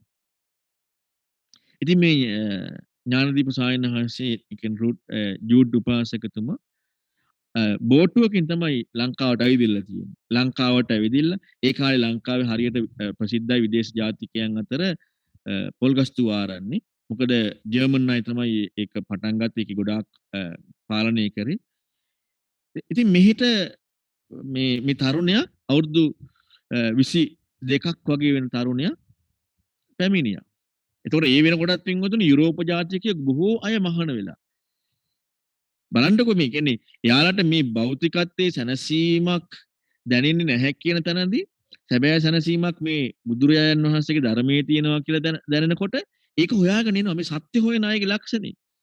ඔබ හොඳට තේරුම් ගන්න පින්වතුනි බුදුදහම කියලා කියන්නේ මේ වැටි වැඳන එක වඳින එක නැත්නම් ඊට පස්සේ මේ අපි දැන් දකින්න සමාජීය පින්කම් කියන කාරණා ඊළඟට ওই පතන ප්‍රාර්ථනා කරන කාරණා මේ ලෝකේ ප්‍රාර්ථනාවකින් යමක් වෙනවා නම් පින්වතුනි කවුරුත් විභාග ලියන්න ඕනේ නැහැනේ ප්‍රාර්ථනා කරලා මේ විභාග පේපර් එක සමත් වෙන්නට ඕනේ වෙන කෙනෙකුට ලෝකයේ අපිට උපකාර කරන්න පුළුවන් නම් ඒ කියන්නේ අපේ දේ කරන්න පුළුවන් නම් අපිට මොකුත් කරන්න ඕනේ නැහැනේ. ඉතින් අද එතෙන්ට සමාජයේ මේ බුදුදහම තල්ලු වෙලා තියෙනවා. සංස්කෘතියක් චාරිත්‍රයකට පමණක් මේ බුදුදහම තල්ලු වෙලා තියෙනවා. ඇයි එහෙම වෙලා තියෙන්නේ? අර ප්‍රඥාවන්තය අඩු නිසා වෙන එල්ලෙන්න වූ ප්‍රතිපදාවක් නැති නිසා මේ බුදුදහම තුලින්ම ප්‍රතිපදා හොයාගෙන තියෙනවා. ඒ කියන්නේ ඒකම කියලා හිතාගෙන මොනවා හරි කරුණු ටිකක් කරනවා. දැන් ඒක තමයි සමාජයෙන්ම සමාජගත වෙන්නේ. හැබැයි සැබෑම සත්‍යවාදී බව ඒක සමාජගත වෙන්න ඉඩකුත් නැහැ. මොකද හේතුව සමාජයේ ප්‍රඥාවන්තයෝ අඩු නිසා. ප්‍රඥාවන්තය අඩු නිසා ඒක වෙන්න ඉඩක්ම නැහැ. එතකොට පින්විතනේ ප්‍රඥාවන්ත අඩු වෙනකොට ඔබට හිතෙන්න පුළුවන් මේ අර නූතන ලෝකේ භෞතිකත්වයේ දියුණු නිසා බොහෝ ප්‍රඥාවන්ත ඉන්නවා කියලා. නමුත් පින්විතනේ නූතන ලෝකයේ දියුණු භෞතිකත්වයේනේ මානසිකත්වයේ නෙමෙයිනේ. දැන් අද අපි භෞතික වස්තුවක් දියුණු කරගෙන මේ ගුවන් යානයක් හදාන උඩින් යනවා. නමුත් ඒ කාලේ හිත දියුණු කරගත් මිනිස්සු උඩින් යනවා. දැන් බලන්න කොහොමද දියුණු එතකොට කියලා. දැන් අද අපිට පුළුවන් ද යන්න බෑ. ඊළඟට ඒ කාලේ ඈත තියෙන සද්දයක් අහනවා හිත දියුණු කරගෙන. දැන් අපි භෞතික වස්තු දියුණු කරගෙන අහනවා. ඒ අපි එච්චරට පින්වතුනි අද සමාජය තුල කියන්නේ අපි භෞතික වූ දේ නිසා අපි හිතනවා අපි දියුණුයි කියලා. අපි දියුණු නැහැ. අපට පහසුවක් විතරයි සැලසিলা තියෙන්නේ. දියුණුවේ නේ පහසුවක් සැලසিলা. අතීත කාලේ ඈත රූප දකින්න පුළුවන් මනුස්ස හිත දියුණු කළා. අද කාලේ පුළුවන් රූප වාහිනිය තුලින් දකින්න. භෞතික දේ දියුණු කළා. මිනිස්සු දියුණු වෙලා නෙමෙයි. මම පුංචි කාරණාවක් කියන්නකෝ දැන් ඉච්චර අතීතයට යන්නේ නැතුව දැන් අද අපට භෞතික දියුණු වීම නිසා මේ අපට ලැබිලා තියෙනවා කැල්කියුලේටරයක්. එතකොට අද සාමාන්‍යයෙන් මිනිස්සෙක් ගත්තට පස්සේ ලොකු ගාණක් හදන්න කැල්කියුලේටරයක් භාවිතා කරනවනේ. අපිට පහසුවක් සැලසුණානේ. හැබැයි පින්වතුනි හිතන ගතිය නැති වුණාද නැද්ද? හිතන ගතිය නැති වුණා. දැන් ඉස්සර කරන්නේ මොකද්ද? කැල්කියුලේටරයක් නේ අපේ ඇතුලින් හිතලා අපි ගාණ හදන්නේ. එතකොට මිනිස්සයා හිතනවනේ. මනුස්ස මනස දියුණුවේනේ. දැන් වෙන්නේ හිතන්නේ නැහැ කැල්කියුලේටර් එක ගහුවා ගාණ හැදුවා. දැන් මොකද වෙලා තියෙන්නේ? දැන් කැල්කියුලේටර් භාවිතා නොකරන තැනක් හොයාගන්න තියෙනවද? නැහැනේ. දැන් මිනිස්සයාගේ පහසුව ඇති වුණා, හිතන ගතිය නැති වුණා. දියුණුවනේ මොකද්ද? භෞතික දේ දියුණු වුණා, මිනිස්සයා පිරි වුණා. පහසුවක් සැලසුණා. ඔච්චරයි වුණේ. ඊළඟට බලන්නකො අද ඉස්සර මිනිස්සුන්ට හොඳට මතක තියෙනවා. දැන් ආයෙත් මතක නැහැ. මතකයේ අඩුයි. එමේ හැම පැත්තම පිරීලා තියෙනවා. දැන් අද අපිට ගමනක් යන්න තියෙනකොට පාරවල් මතක තියාගන්න ඕනේ Google Map එක දාලා යන්න පුළුවන්. පහසුයිනේ. හරියම පහසුයි. මිනිස්සයා කියන මතක ශක්තිය පිරීලා. මතක තියාගන්න බෑ. එන්න මිනිස්සයාගේ තියෙන පහසුව වැඩි වෙනවා ආධ්‍යාත්මය පිරිහෙනවා. පහසුව වැඩි වෙනවා ආධ්‍යාත්මය පිරිහෙනවා. ඉතින් ඒ නිසා මේ පිරිහිච්ච මනසට මේ බුදුරජාණන් වහන්සේගේ ගැඹුරු දහමක්, ඒ කියන්නේ සත්‍ය හොයන දහමක් අවබෝධ කරගන්න බැරි නිසා අර බාහිර වූ කාරණා එක අද සමාජයේ බුදුදහම කියලා සමාජගත වෙනවා. අර සත්‍ය වූ ධර්මයට යමු වෙන්නේ.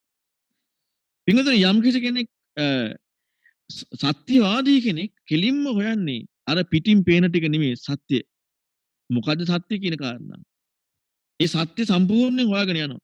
මේ ජූඩ් උපාසකතුමා පොල්ගස්තුවට ගියා. මේ සත්‍ය ධර්මයේ පොත්වල තියෙනවා. ඉතින් මේක ඉගෙන ගන්න හැකියාවක් ලැබෙන්නට නම් හරියට ඉගෙන ගන්න නම් මේ භාෂාව ඉගෙන ගන්නට ඕන. හසල දැනීමක් විවිධාකාර මේ භාෂා පිළිබඳ තිබ්බා මේ ජූඩ් උපාසකට. ඉතින් ඒ කාලේ හිටියා පොල්ගස්තුව ආරණ්‍ය සේනාසනේ පැවිදි වෙලා කටුකුරුන්දේ ඥානানন্দ කියන ස්වාමීන් වහන්සේ. ඒ ස්වාමීන් වහන්සේ හොඳට ඉංග්‍රීසි දන්න කලින් ලෙක්චර් කෙනෙක් මහාන වෙන්න කලින්. ඉතින් ස්වාමීන් වහන්සේ හොඳට ඉංග්‍රීසි දන්නවා, හොඳට පාලි දන්නවා. එතකොට දැන් මේ ස්වාමීන් වහන්සේ මේ උපාසක මහත්තයාට පාලි උගන්වන්න දැන් ඉංග්‍රීසියෙන් ඒතර උගන්වන්න පුළුවන්. පාලි භාෂාවෙන් නැත්නම් මාගධි භාෂාව. මාගධි භාෂාව තමයි මගධ රටේ ඉවහාර වෙච්ච භාෂාව. ඒක තමයි පස්සේ පාලි කියලා නම ආරෝපණයක් වුණේ. මෙන්න මේ භාෂාව ව්‍යාකරණ රීතිය එක්ක ඉගෙන ගත්තා. දැන් භාෂාවෙන් දක්ෂ කෙනෙන්නේ මේ උපාසක. ඉතාම මාත් එක්ක කටුකුරුන් ශානාසි පැහැදිලි කරා මම පුංචි උපකාරයයි කරේ. එච්චර දක්ෂයි මෙයා ඉගෙන ගන්න කියන. බුදුමාකාර ඕනකමකින් මේ පාලි භාෂාව ඉගෙන ගත්තා. පාලි භාෂාව ඉගෙනගෙන තමයි පින්වතුනි තව කෙනෙකුගේ අර්ථ වලින් යන්නේ නැතිව ඊළඟට වෙනම වූ සමාජීය බුදුදහමයි කියලා දේ කියන එකට යොමු වෙන්නේ නැතුව මූලිකම දේ මූල ධර්මයටම ගිහිල්ලා බුදුදහමේ මූල ධර්මයටම ගිහිල්ලා හොයන්න ගත්තා. ඒ භාෂාව හොඳට ඉගෙනගෙන ඊළඟට අහපව් තීරණය කරා මම මේ ධර්මයට සැබෑවටම හොඳටම හොයාගෙන යන්නට නම් මම පැවිදි වෙන්නට ඕන. අහපව් රටට ගිහිල්ලා ගෙදරින් අවසර අරගෙන ලංකාවට ආවා. ඉතින් පස්සේ ආයේ අහපව් රටට ගියේ නෑ. බලන්න මේ සත්‍ය ගවේෂී කෙනාගේ මේ සත්‍ය හොයන ධර්මයක් හම්බුනහම ඒකට යොමු වෙන හැටි. ස්වාමීන් වහන්සේ 69 මහාන වුණා. 69 මහාන වුණේ. අවුරුදු 23 මහාන වුණේ. මහාන වෙලා මේක හොඳට ඉගෙන ගන්න ගත්තා. ඒ පුදුම දක්ෂතාවයක් කියන්නේ ස්වාමීන් වහන්සේට වඩා වැඩිහිටි අය පවා ස්වාමීන් වහන්සේගෙන් මේ ධර්ම කරුණු අහනවා. එච්චර හසල දැනුමක් මේකේ ගැඹුරටම හොයාගෙන යනවා. මේ කටයුත්ත සඳහා ස්වාමීන් වහන්සේ තීරණය කරා මම මේක හොයාගෙන මේ ධර්මයේ හිතන්න මට විවේකී ගොඩක් අවශ්‍යයි. මම විවේකීන් යුක්ත මේ ධර්මයේ ඉගෙන ගනිමින් විවේකී ආධ්‍යාත්මය තුළ අත්විඳිමින් ඒ විවේකී භුක්ති විඳිමින් මගේ ජීවිතය ගත කරන්න ඕනේ කියලා ස්වාමීන් වහන්සේ තීරණය කරා. පළවෙනි වස් කාලේ ඉඳලම අපවත් වෙනකම්ම අවසාන ලෙඩ කියන්නේ තව කෙනෙකුගේ උපකාරයක් අවශ්‍ය වන තැන වෙනකම්ම ස්වාමීන් වහන්සේ වනාන්තරයේ තනියම ගත කරේ. තනියම ගත කරේ පින්වතුනි වෙන දෙයකට නෙවෙයි තනි බව හුරු කරන්න නෙමෙයි. දැන් අපිට හිතෙන්න පුළුවන් අද අපි සමාජෙ ගොඩක් වෙලාවට දකින්නේ මේ අර ඔක්කොගෙම වෙන් වෙලා හිටියනම් හොඳයි කියලානේ. ඒක හුරු කරන්න නෙමෙයි. මේ මේ ධර්මයේ මේ සත්‍ය ධර්ම මේක හොයන්න ලොකු කැපවීමක් ඕනේ. නිකම් බෑ. මෙන්න මේකට කාලය යොමු කරන්න. මෙන්න මේ සඳහා කැපවීම කරා. වෙන දෙයකට නෙමෙයි. ඒ වනාන්තරවල වාසය කරන නිකන් වනාන්තරවල නෙමෙයි. අලිකොටි වලස්සු ඉන්න වනාන්තරවල. බොහෝ දුර ගිහිල්ලා කිසිම කෙනෙකුකින් බාධාවක් නැතුව තමන්ට තනියම මේ ධර්මයේ පිළිබඳව ඒ ඉගෙනගත් ඒක ඉගෙන ගන්න ඕනේ අධ්‍යයනය කරන්න ඕනේ මේක අපි ලෝකේ විෂයක් ඉගෙන ගන්නවා වගේ පොතක් එකපාරට බලලා ඉගෙන ගන්න පුළුවන් එකක් නෙමෙයි. මොකද එකපාරට බලලා ඉගෙන ගන්න පුළුවන්කමක් ලැබෙන්නේ පින්වතුනි අපිට මේ පේන්න තියෙන එක. භෞතික දෙයක් පිළිබඳව අපිට ඉගෙන ගන්න පුළුවන්. අදාහි භෞතික දේවල් ඉගෙන ගන්න න්‍යායයට තමයි ධර්මයේ ඉගෙන ගන්න. කියන්නේ පේන්න තියෙන දේවල්. ඒවා අපිට සාක්ෂියට ඔප්පු කරගන්න පුළුවන් දේවල්. අපි ඔය න්‍යායයටම තමයි අද ගොඩාක් වෙලාවට මේ ධර්මයේ ඉගෙන ගන්නත් හුරු වෙලා තියෙන්නේ. හැබැයි එහෙම ඉගෙන ගන්න ගියාට පින්වතුනි ධර්මයේ ඉගෙන ගන්න බෑ. ඒක වෙනමම වැඩපිළිවෙලක්. ඒකට ලොකු කැපකිරීමක්, ලොකු යොමු වීමක්. ඒ විතරක් නෙමෙයි ඇතුළ බුදුමාකාර සංසිඳීමක් ඕන ඉගෙන ගන්න පව. බුදුරණවහන්සේ දේශනා කරන මේ ධර්මයේ දැන් මේ ලෝකයේ මේ කතා කරන සාමාන්‍යව නෙමෙයි. දැන් අපි කතා කරනවා දෙමාපියන්ට සලකන එක ලෝකයේ තියෙන අර ಗುಣධර්ම. ඒක පින්වතුනි මේ ලෝකයේ යහපත් ලෝකයක තිබිය යුතු ලක්ෂණ. බුදුරණවහන්සේ නමක් පෙන්වලා දෙන කරුණු නෙමෙයි. යහපත් ලෝකයක තිබිය යුතු ලක්ෂණ. ඉතින් එහෙම ලක්ෂණයක් ලෝකෙ නැත්තම් ඒක යහපත් ලෝකයක් නෙමෙයි. අන්න ඒ ගතිවලින් යුක්ත අය තමයි එතනින් එහාට මේ සත්‍ය ගවේෂී වෙන්නේ. අනුන්ට හිංසාවක් නැතුව ගත කරන්නේ මේ යහපත් ලෝකයක ලක්ෂණ. අද අපි ওই ටිකකට විතරක් බුදුදහම කියලා සීමා කරගෙන තියෙනවා. ඒ කරුණක් කියන්නේ බුදු කෙනෙක් ලෝකේ පහළ වෙන්න ඕනේ නැහැ. ඒවා කියපු කට්ටිය ගොඩාක් ඉන්නවා. අදටත් කියන කට්ටිය ඉන්නවා වෙනත් වූ ශාස්ත්‍රවරු. ඉන්දිය සමාජයට යමු වුණාට පස්සේ ඒක හොඳට තේරුම් ගන්න පුළුවන්. එතකොට එහෙනම් මේ ධර්මයේ අධ්‍යයනය කිරීම සඳහා මේ ධර්මයේ ඉගෙන ගැනීම සඳහා එයාට වෙනමම කැපකිරීමක් කරන්න වෙනවා. වෙනමම කියන්නේ මම මේකෙන් කියන්නේ මේ සම්පූර්ණයෙන්ම කෙනෙක් උදකලා වෙනවා කියන එක නෙමෙයි. නමුත් පින්වතුනි හරියට හොයනවා නම් ඒ කෙනාට සැබෑම තව උපකාර ගන්න කෙනෙකුත් නැත්තම් දැන් අපි හිතමු සමාජයේ රැල්ලට කෙනෙක් අහුවෙලා යන කෙනෙකුට කවදාවත් කියන්නේ සමාජ රැල්ල කියනකොට කාමයට සමාජයේ රැල්ලක් තමයි පින්වතුනි. ඒ කියන්නේ කාමයේ භුක්ති විඳින්මින් ඉන්නවනේ භෞතික දියුණුව තුලින් සැපයක් තියෙනවාය කියලා අපි සැබෑ සැනසෙල්ලක් තියෙනවායි කියලා හොයන රැල්ලක් තියෙනවනේ. ඒ රැල්ලට අනුගත වෙනවා. ඊළඟට තවත් රැලි තියෙනවා. මේ ධර්මයට ආවාය කියලා බුදුරණවහන්සේගේ ධර්මයට ආවාය කියලා ගොඩනගෙන රැලි තියෙනවා. ඒ රැලි වලට අනුගත වුණා කියලා පින්වතුනි මේ සත්‍ය හොයන කාරණාව කරන්න බෑ. සත්‍යවාදී වෙන්න බෑ. සත්‍යවාදී වෙනට ආධ්‍යාත්මික ගවේෂණය කරන්නට වෙනවා. ඒකට අපිට තනියම කරන්නත් බෑ. ඒකට බුදුරජාණන් වහන්සේගේ ධර්මය ඕනේ. එතකොට ඒකට ඒ සඳහා මේ ඥානදීප ස්වාමීන් වහන්සේ ඒ බුද්ධ වචනේ පුංචි අකුරෙන් පොත්වල ලියාගෙන පුදුම කැපකිරීම. භාෂාව ඉගෙන ගත්ත පුංචි අකුරින් පොත්වල ලියාගත්තා. ලියාගෙන ඒවා පාඩම් කරගත්තා. ඊළඟට ඒව ගැන හිතන්න පටන් ගත්තා. වනාන්තරයට ගිහිල්ලා ඒ නිදහස භුක්ති විඳිමින් ඒ නිදහසට යමු වෙලා ඒ නිදහසින් සතුටු වෙමින් පුදුමාකාර සැනසෙල්ල. දැන් අපට පින්වත්තුනි හොඳට හිතලා බලන්නකො හොඳට වාහන තියෙනවා නම් හොඳට AC කාමර තියෙනවා නම් හොඳට අතට පයට සේවක වෙනවා අපිට පුදුම සැනසෙල්ලක් කියලා හිතෙනවනේ. නමුත් පින්වත්තුනි ඒව කොච්චර තිබ්බත් මානසික පීඩාවක් එද්දි කෝ ඒ සැපය. මම ඒකට පුංචි උදාහරණයක් පෙන්නන්නම්. බුදුරණවහන්සේ කාලේ හිටියා මේ රජකුමාරයෙක් මහාන වෙලා. බද්දිය කියලා. මේ රජකුමාරයා රජකුමාරී. ඉතින් මේ රජකුමාරයා පින්වතුනි මහාන වුණාට පස්සේ දැන් රහත් වෙලා මේ ජීවිතය ගත කරනවා. මේ ගහක් යටට යනකොට මේ දැන් සෙරෙප්පු දෙකක් නැතුව ඊළඟට ඒ කාලේ ඒව භාවිතයක් තිබ්බේ නෑනේ ඒ කාලේ. හරි දියුණු මේ භෞතික දියුණු කාලයක් නෙමෙයිනේ. යනකොට මේ ගහක් යටට යනකොට හැම වෙලෙම පුදුම සැපයක් නේ කියලා කියනවා. ඉතින් මේ අනිත් භික්ෂූන්ට හිතුණා මේ පුදුම සැපයක් නේ කියලා කියන්නේ අතීතයේ රජසැප මතක් වෙලා වෙන්නද මේ කියන්නේ කියලා. බුදුරණවහන්සේ ඇවිදලා කිව්වා මෙන්න මෙහෙම මේ බද්දිය කුමාරයා බද්දිය ස්වාමීන් වහන්සේ කියනවා කියලා. ඒ අවස්ථාවේ බුදුරජාණන් වහන්සේ බද්දිය ස්වාමීන් වහන්සේ හැඳවලා අහනවා මොකද්ද මේ කියන්නේ ඇත්තද කියලා. එහෙමයි ස්වාමීනි ඇත්තෝයි කියන්නේ. මට මතක් වෙනවා ස්වාමීනි ඉස්සර මම රාජමාලිගයේ ඉන්නකොට ආරක්ෂකයෝ වට කරගෙන රාජමාලිගාව ඇතුලේ එළියේ ඒත් ස්වාමීනි මම යන්නේ පුදුම බයකින් තැති ගැනීමකින්. නමුත් දැන් ස්වාමීනි කිසි කෙනෙක් මන් ළඟ නැහැ. කිසිදු දෙයක් මන් ළඟ නැහැ. මම පුදුම සැනසෙල්ලෙන් ඉන්නේ. මේ සැපය ගැන මම මේ කියන්නේ කියලා. බලන්න කොච්චර සැපයක්ද කියලා. දැන් අපට පින්වතුනි කයට ලැබෙන සැපයක් කියන එක විතරයි සැපයක් හොයන්නේ. හැබැයි කයට කොච්චර සැප ලැබුණත් ආධ්‍යාත්මික සැනසීමක් නැත්නම් කෝ සැපය? ඒකට කියන්න තියෙන ලොකු පහසුවක් කියන එක විතරයි. සැබෑ සැපයක් කියන එක නෙමෙයි. දැන් ඥානදීප ස්වාමීන් කැලේ යනකොට සමහර කාලවල පින්වතුනි මේ කියන්නේ මේ ලංකාවේ කැලෑ හැම එකම දන්නවා. කැලේ ඇතුලේ පයින් යනවා. ඒ විතරක් නෙමෙයි මේ කැලෑවල තියෙන වතුර උල්පත් තියෙන තැන් අවුරුදු 50ක් පයින් ගමන් කරන්නේ. පයින් ගමන් කරන්නේ. ඊළඟට කැලෑ හැම තැනකටම යනවා. රැයක් උදා වුණාට පස්සේ ගල් තලාවක වැඩ සිටිනවා. වැස්සක් අසස් කුඩයක් ඉහළගෙන මේ එතන වැඩ සිටිනවා. දැන් මේ ආධ්‍යාත්මික දුකක් නැහැ. දැන් අපට ඒව මහා දුකක් කියලානේ පේන්නේ. ඇයි අපට දුකක් කියලා පේන්නේ? අපට මේ පහසුව නැති නිසා දුකක් කියලා පේන්නේ. පහසුව කියන එක පින්වතුනි මේ කයට ලැබෙන එක. නමුත් ආධ්‍යාත්මයේ සැපවත් නම් බාහිර අපහසුයි කියන කාරණාව අපහසුවක් වෙන්නේ නැහැ. ඒක පහසුවක්. ඒ පහසුව අපහසුව ලැබෙන්නේ පින්වතුනි. ඒ කියන්නේ මේ සැප කියන කාරණාව ඒක යෙදෙන්නේ මේ අපි හිතන ක්‍රමයක් එක්ක. අපි කල්පනා කරන ක්‍රමයක් එක්ක. ඊළඟට එහෙම ඒ යනකොට දැන් හරිම නිදහස් ජීවිතේ.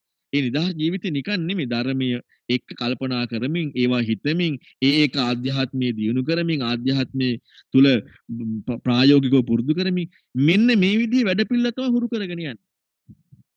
ඒ වෙනකොට පින්වතුනි මේ ලෝකේ පුරා ගොඩාක් ප්‍රසිද්ධ වුණා ස්වාමීන් වහන්සේ. කියන්නේ ප්‍රසිද්ධ වුණා කියලා කියන්නේ මේ සමාජයේ ප්‍රසිද්ධ වුණා කියන්නේ අර මේ නිකන් සමාජයේ නෙමෙයි භික්ෂු සමාජය තුල මෙන්න මෙහිම කෙනෙක් ඉන්නවා.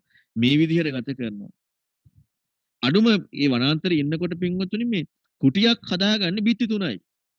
පොළොට සෙවිලි කරලා මැටි කටු මැටි ගහලා ඒ ඔක්කොම වනාන්තරයේටම ආපහු එකතු වෙන විදිහට හදාගන්න. සත්තු වාමට සත්තුන්ට කිසිදු බයක් ඇති වෙන්නේ නැහැ. පුදුමාකාර සතුටක් ජීවිතේ. අසාමාන්‍ය සතුටක්. ඊළඟට ගොම ටිකක් ගාලා මේ පුදුම සුන්දර ජීවිතයක්. මට ස්වාමීන් වහන්සේ හම්බ වෙනකොට 2007 ඒ වෙනකොට ස්වාමීන් වහන්සේ ඒ කියන්නේ පුදුම ජීවිතය තුළ සැනසීමක් භුක්ති විඳින්මින් සිටියේ. දැන් මේ කාගේ ගතියක්ද මේ? මේ ගතිය පින්වතුනි මේ සත්‍ය හොයන අයගේ ගතිය. සත්‍ය හොයන අය තැබෑම සැනසෙල්ල ළඟා කරගන්න ආකාරය. මොකක් මුල් කරගෙනද? තමන්ගේ ඇතුලේ නුවණ දියුණු කරගෙන බුදුරන් වහන්සේගේ ධර්මයේ මුල් කරගෙන. වෙන කවුරුත් එහෙම එකක් කියලා දෙන්නේ නැහැ. හැමෝම කියලා දෙන්නේ මට ආයාචනා කරන්න කියලා. අපි යදිනකොට ආයාචනා කරනකොට මෙහෙම වෙයි කියලානේ. එහෙම වෙන්නේ නැහැ. අපිම දියුණු කරගන්නට ඕන. ඒකට වෙනමම ඒකට විදිහක් කියලා දීලා තියෙනවා. ඒ විදිහ අපිට මේ ලෝකේ නිකම් පේන විදිහට දැන් භෞතික දෙයක් නිරීක්ෂණය කරනවා වගේ පේන විදිහට හම්බෙන එකක් නෙමෙයි. ඒකත් කෙනෙකුට ගෝචර වෙන්නේ යා හිතන විදිහත් එක්ක. අන්න ඒකයි ඒකේ වෙනස. දැන් අපිට හිතෙන්න පුළුවන් හරි අපි ඉගෙන ගත්තා යන් පුරුදු කරන්න. එහෙම බෑ. ඒක යා හිතන විදිහත් එක්ක තමයි යාට ඒ ක්‍රමයේ අහුවෙන්නේ. නැතුව හම්බෙන්නේ නැහැ. ඒ වගේම මේ වනාන්තරයේ වාසය කරද්දී එක් අවස්ථාවක 93 ස්වාමීන් වහන්සේට අලියෙක්ගෙන් කරදරයක් වුණා. ඒ කියන්නේ අලියෙක්ගෙන් කරදරයක් වුණේ පින්වතුනි මේ අලියා බලෙන් ස්වාමීන් වහන්සේ පාගන්න ආවා නෙමෙයි. එතන සිද්ධ වුණේ අලියා කියන්නේ සාමාන්‍යයෙන් මට ස්වාමීන් වහන්සේ විස්තරය පැහැදිලි කරා. මම ස්වාමීන් වහන්සේගෙන් ඇහුවට පස්සේ අලියා මේ අලි රංචුව ගමේ ඉඳලා කැලේට එනවා එළි වෙනකොට. ස්වාමීන් වහන්සේ ඉතින් කැලේ පින්ඩපාතේ කැලේ ඉඳලා ගමට යනවා පින්ඩපාතේ. යනකොටත් ඒ අලි රංචුව හම්බෙලා තියෙනවා. හැබැයි හම්බුනාට කිසි කරදරයක් නැහැ. මොකද දන්නවා මේ වනාන්තරේ ඉන්න මේ භික්ෂුවක් අහිංසක භික්ෂුවක්. එච්චරට මේ සත්තුපම මේ කියන්නේ මේ ආධ්‍යාත්මයේ දියුණු මිනිස්සුත් එක්ක සම්බන්ධයි. ඒක බුදුන් වහන්සේ පෙන්වලා දීලා තියෙනවා. මෛත්‍රියක් ගුණයක් ඇතුලේ තියෙනවා නම් බාහිර සත්තුන්ගේ කරදරයක් ඉන්නේ නැහැ. ඒ කියන්නේ ඒ තමයි ලෝක ධර්මතාවය. මිනිස්සයා නපුරු වෙන කොටයි ප්‍රශ්නේ. දැන් මේ ලෝකයේ මේ කොරෝනා වසංගත බියක් මේක වෙන්නේ මිනිස්සුන්ගේ හිත් දූෂයයි. හිත් දූෂ්‍ය නිසා දූෂ්‍ය විදියට සමාජය සැකසෙනවා. දැන් අපි කවුරුත් හතරන් මැණික් වගේ දෙයක් කහල ගොඩක අසුචි ගොඩක දාන්නේ නැහැනේ. ඒ වගේම පින්වතුනි අපි කහල ගොඩක් අසුචි ගොඩක් කැබිනට් එකක මේ අල්මාරියක ගිහිලා දාන්නේ නෙවෙයි. ඒට අදාළ සුදුසු තැනක් තියෙනවා. ඒ තැන තමයි ඒ දේවල් තියෙන්නේ. හතරන් මැණික් දේවල් අදාළ මේ ඒ කබඩ් වල තමයි තියන්නේ. ඒ වගේම අපද්‍රව්‍ය ඔක්කොම මේ විසික් කරන තැනකට දාන්න. ඒක තමයි ඒකට සුදුසු තැන. මේ ලෝකේ ගත්තම මනුෂ්‍යයන්ගේ හිත අපිරිසිදුයිනේ. ඒ කියන්නේ හිත තුළ තියෙන කිලුටුනේ. රාගය, ද්වේෂය, එකිනෙක කෙනා පර යන ගතිය, මාන්නය, දැඩිකම. දැන් මෙහෙම තියෙනකොට සමාජයත් හැදෙන්නට ඕනේ ඊට අදාළ විදිහට. සමාජයත් ඊට අදාළ විදිහට සකස් වෙනවා. කොරෝනා විතරක් නෙමෙයි ස්වාභාවික විශේෂ විවිධාකාර ප්‍රශ්න. ඇයි මිනිස්යන්ගේ හිත තුළ තියෙන ස්වභාවයටයි සමාජය ගොඩ නැගෙන්නේ. ඔකට කියනවා ධාතු එකතු වෙනවා කියලා. ඉතින් පින්වතුනි මේක තමයි මේ සමාජය තුළ තියෙන ගතිය. හැබැයි දැන් මෙන්න අපි සමාජයේ අපි තුළ ගුණයක් වැඩෙනවා නම් අපි තුළින් අපට කාගෙන්වත් කරදරයක් එන්නේ. ඒ කියන්නේ අපි තුළ નિરાයාසයෙන්ම ආධ්‍යාත්මය තුළ තව කෙනෙක්ගේ ගැටෙන්නේ නැති බවක්, දැඩි බවක් නැති. මෙහිම හරි සුන්දර ජීවිතයක් එනවනම් බාහිර අයගෙන් කරදරයක් නැහැ. සත්තුන්ගෙන් කරදරයක් නැහැ. ඉතින් ස්වාමීන් වහන්සේ පින්නපාතේ වඩිනවා කිසි කරදරයක් නැහැ සත්තුන්ගෙන්. ඊළඟට ගමේ ඉඳලා එනකොට ස්වාමීන් වහන්සේ මට මේ කියපු විස්තරෙමයි. අය මේ වගේ කිසිම අතිශෝක්තියක් නැහැ. ගමේ ඉඳලා එනකොට ස්වාමීන් වහන්සේ දැන් ගමෙන් එන්නේ මනුස්ස ඉවක් තියෙන්නේ. අලි රංචුව යනකොට දැන් එක අලියෙක් මේ නතර වෙලා කැලේ කකා යනවා දැන් යාලා යනකොට ඔක්කොම එකට යනවා කියලා එකක් නැහැනේ. දැන් මේ මනුස්ස ඉවක් එනවා. එනකොට මොකද වෙන්නේ අර තිරිසන් සතාට එක පාට කේන්තියක් ආවා. අන්න හැරුණා. කකුල් දෙක අත් දෙක ඉස්සරහා උස්සගෙන හැරුණා. මොකටද මනුස්සයට ගහන්නේ? එතකොට පින්වතුනි ඒ ගමේ මිනිස්සු ගම්වල මිනිස්සු දන්නවා ඒ වනාන්තර ආශ්‍රිත ඒ විදිහේ දෙයක් වෙනවා කියන්නේ මේ අලියා පුදුම කේන්තියක්. එහෙනම් අනිවාර්යෙන්ම මනුස්සයා මරණවමයි. එච්චරට කේන්තියක්. ඉස්සර කකුල් දෙක උස්සගෙන ගහන්න පයින්නවා කියන්නේ. ගහන්න පයින්නකොටම ආවේ කවුද? ගමේ ඉඳලා මිනිස්සෙක් ආවට ඒ ආවේ අර වනාන්තරයේ ඉන්න භික්ෂුව ඥානදීප ස්වාමීන් වහන්සේ. අලියා ඒක දන්නේ නැහැ. අලියා ළඟම දැන් ස්වාමීන් වහන්සේත් දැන් ගහන්න පයින්නවා කියන්නේ ළඟටම ආවට පස්සේ. ළඟටම ඇවිදලා දැන් අලියා යට ස්වාමීන් වහන්සේ. අලියා ඉස්සර අත් දෙක උස්සගෙන. දැන් මොකද වුනේ? අලියාට උත්සගෙන ඉන්න බෑනේ. අලියා කකුල තිබ්බා. කකුල තියන්න කලින් ස්වාමීන් වහන්සේ ඇද වැටුණා අලියාගේ ඇඟේ වැදිලා. කකුල තිබ්බේ හරියටම ස්වාමීන් වහන්සේ කකුල උඩින්. පින්වතුනි අලියා යන්න ගියාපව. ස්වාමීන් වහන්සේ කකුල කැඩුනා. නැගිටින්න බෑ, ඇවිදින්න බෑ. පුළුවන් තරම් උත්සාහ කරගෙන ආවා කිව්වා එන්න ඒත් එන්න බෑ. ඇඟ හීරලා කූඹියෙන්න පටන් ගත්තා. රැයටත් අලියනවා. දැන් මේ උදේ උනේ තාම දැන් යන්න විදියක් නැහැ කවුරුත් දන්නේ නැහැ කැලේනේ ඉන්නේ. ඉතින් රාත්‍රී කාලෙත් අලි ඇවිදින සැරිසර නමුත් ස්වාමීන් වහන්සේ ළඟට එන්නේ නැහැ. පහවදා උදේ පින්නපාතේ ආව නැති නිසා මිනිස්සු බලන් එනවා. සිහියෙන් යුක්තව ඉන්නවා. ලී ගලද්දි සිහි නැති වෙලා නැහැ. හරිම සිහිය. ඇයි මේ බයක් නැහැ. තැති ගැනීමක් නැහැ. දුකක් කරදරයක් එනකොට පිටුදුනේ නොසැලෙන හිතක් තියෙන්නේ. මේ තමයි සැබෑම ශ්‍රාවකයාගේ ලක්ෂණ. දුකක් ප්‍රශ්නයක් එන තැනදී නොසැලෙන හිතක් බුදුරන් වහන්සේගේ ශ්‍රාවකයා ගොඩ නැගී. දැන් අපි නම් ලෙඩක් ආවහම දුකක් ආවම අපට අමාරුයිනේ. අපට ඒක දරා ගන්න අමාරුයි. ඇයි? හිත දියුණු නැහැ. හිත තුල දියුණු ගතියක් එන්නේ නැහැ. හැබැයි ශ්‍රාවකයා, ඒ කියන්නේ මේ ඇතුළ දියුණු කරපු කෙනාගේ හිම එකක් නැහැ. එයාට මේ ප්‍රශ්නයක්, අර්බුදයක්, මානසික ආතතියක් කියන කාරණාව කායික ලෙඩක් වෙනකොට එතනදී තමයි එයාගේ මේ ධර්මය නැත්තම් මේ ගුණය, එයාගේ මේ ධර්මයේ තියෙන අවශ්‍යතාවය, ඊළඟට මේ මුහුණ දෙන ගතිය මෙන්න මේ ඔක්කොම ඉස්මතු වෙන්නේ ඒ දියුණු වීමත් එක්ක. නැත්තම් එයා කඩා වැටෙනවා. එයාට ඒ දෙයට අනුගත වෙන්න බැරි වෙනවා. නමුත් ඥානදීප ස්වාමීන් වහන්සේගේ එහෙම නෙමෙයි. මේ කකුල කැඩිලා ඇවිදින්න බැරි ලේ ගලන කූඹි වටේ කද්දි ඊළඟට රාත්‍රියේ දැන් කලින් දවසේ දානි අරගෙනත් නැහැ දානෙත් නැහැ වටේම අලි මෙහෙම තියෙද්දි මොන වගේ දෙයක් එයිද දැන් අපිට මේ පොඩි දෙයක් වුණාම ඉන්න බෑ මේ වගේ දෙයක් වෙද්දි ඒත් සිහියෙන්මයි උදේ මිනිස්සු එනකොට ස්වාමීන් වහන්සේ ඇද වැටලා ඉන්නවා ඒ වෙනකොටත් අලියෙක් එතන ඉන්නවලු සමහර ස්වාමීන් වහන්සේ කිව්වා ඒ අර පෑගිච්ච අලියා වෙන්නේ නැති කියලා මොකද උට කොච්චර දුකක් ඇද්ද කියලා ඒ නිසා රැක්ක වෙන්නත් පුළුවන් කියලා ඉතින් අලියා ස්වාමීන් වහන්සේ රැක්ක වෙන්නත් පුළුවන්. ඒ කියන්නේ එච්චරටම මේ අර ලෙන්ගතුයි. ඒ කියන්නේ මේ ගුණවත් අයත් එක්ක ලෙන්ගතුයි. ඒකයි තමයි පින්වතුනි ස්වභාවය. එතකොට බලන්නකො පින්වතුනි මෙහෙම මේ වගේ ප්‍රශ්නයක් වෙනකොට පවා මෙහෙම ඉන්න පුළුවන් හිතක් ඇති වෙන්න කොහොම ආධ්‍යාත්මයේ කියන්නේ මේ ධර්මයේ තුල කොහොම දෙයක් වැඩෙනවද කියලා. මේ පොඩි අමාරුවක් වුණාට පස්සේ ධර්මයේ ඒ කියන්නේ ඒක හරි පුදුමයි. ඒ කියන්නේ ඒක තමයි මේ ලෝකයාගේ මේ නොදියුණුකම කියන්නේ. දියුණු තැනදී ඒක වෙන්නේ නැහැ. දියුණු තැනදී ප්‍රශ්නයක්, අර්බුදයක්, අසනීපයක් එනකොට යන්නේ ධර්මයේ කරාමයි. නොදියුණු තැනදී ඒකෙන් අයින් වෙන එකයි වෙන්නේ. ඉතින් ඉස්පිතාලේ අරන් ගියාට පස්සේ ඒ කාලේ ලංකාවේ ගොඩක් යුද්ධ කාලේ ඉතින් ලොකු සැලකිල්ලක් දක්වන්න හම්බෙලා නෑ ස්වාමීන් වහන්සේට. ඒ නිසා කකුල අඟල් 1යි 3 කාලක් කොට වුණා. ඉතින් මේ කොට වුණ කකුලෙන් ඒත් කැලේමයි යන්නේ. ඒ මේ 3 මාසයක් ඉඳලා තියෙනවා මීත්‍රිගල නිස්සරණ වනේ එක තුවාලේ සුව වෙනකන්. නමුත් ආයෙත් යන්නේ කොහෙද? ආයෙත් යන්නේ කැලේමයි. වෙන කොහෙවත් නෙමෙයි. මේ කකුල කොටයි. ඒත් පයින්මයි ගමන් කරන්නේ. ඉතින් මෙන්න මේ වගේ සුන්දර ජීවිතයක් ගත කරේ මේ කිසිදු දුකකින් පීඩාවකින් නෙමෙයි. කිසිදු විදිහකින් පින්වතුනි මේ ස්වාමින් වහන්සේ කියන්නේ දැන් ධර්මයේ කවුරු හරි කතා කරන්න එමුනහම තර්ක කරන්නේ නැහැ. මතවාද ඒ කියන්නේ එයාලගේ දේ එයාලා කරගත්තා. යමෙක් අවංකවම යොමු වෙලා ඇත්ත හොයන්න එනවනම් එයාලට හොඳට උපකාර කරනවා. බාහිර සමාජයට කැපිලා පේන්න යන්නේ නැහැ. බාහිර සමාජයත් එක්ක ගනුදෙනුවක් නැහැ. ධර්මයේ හොයන කෙනාට උපකාරයක් කරනවා.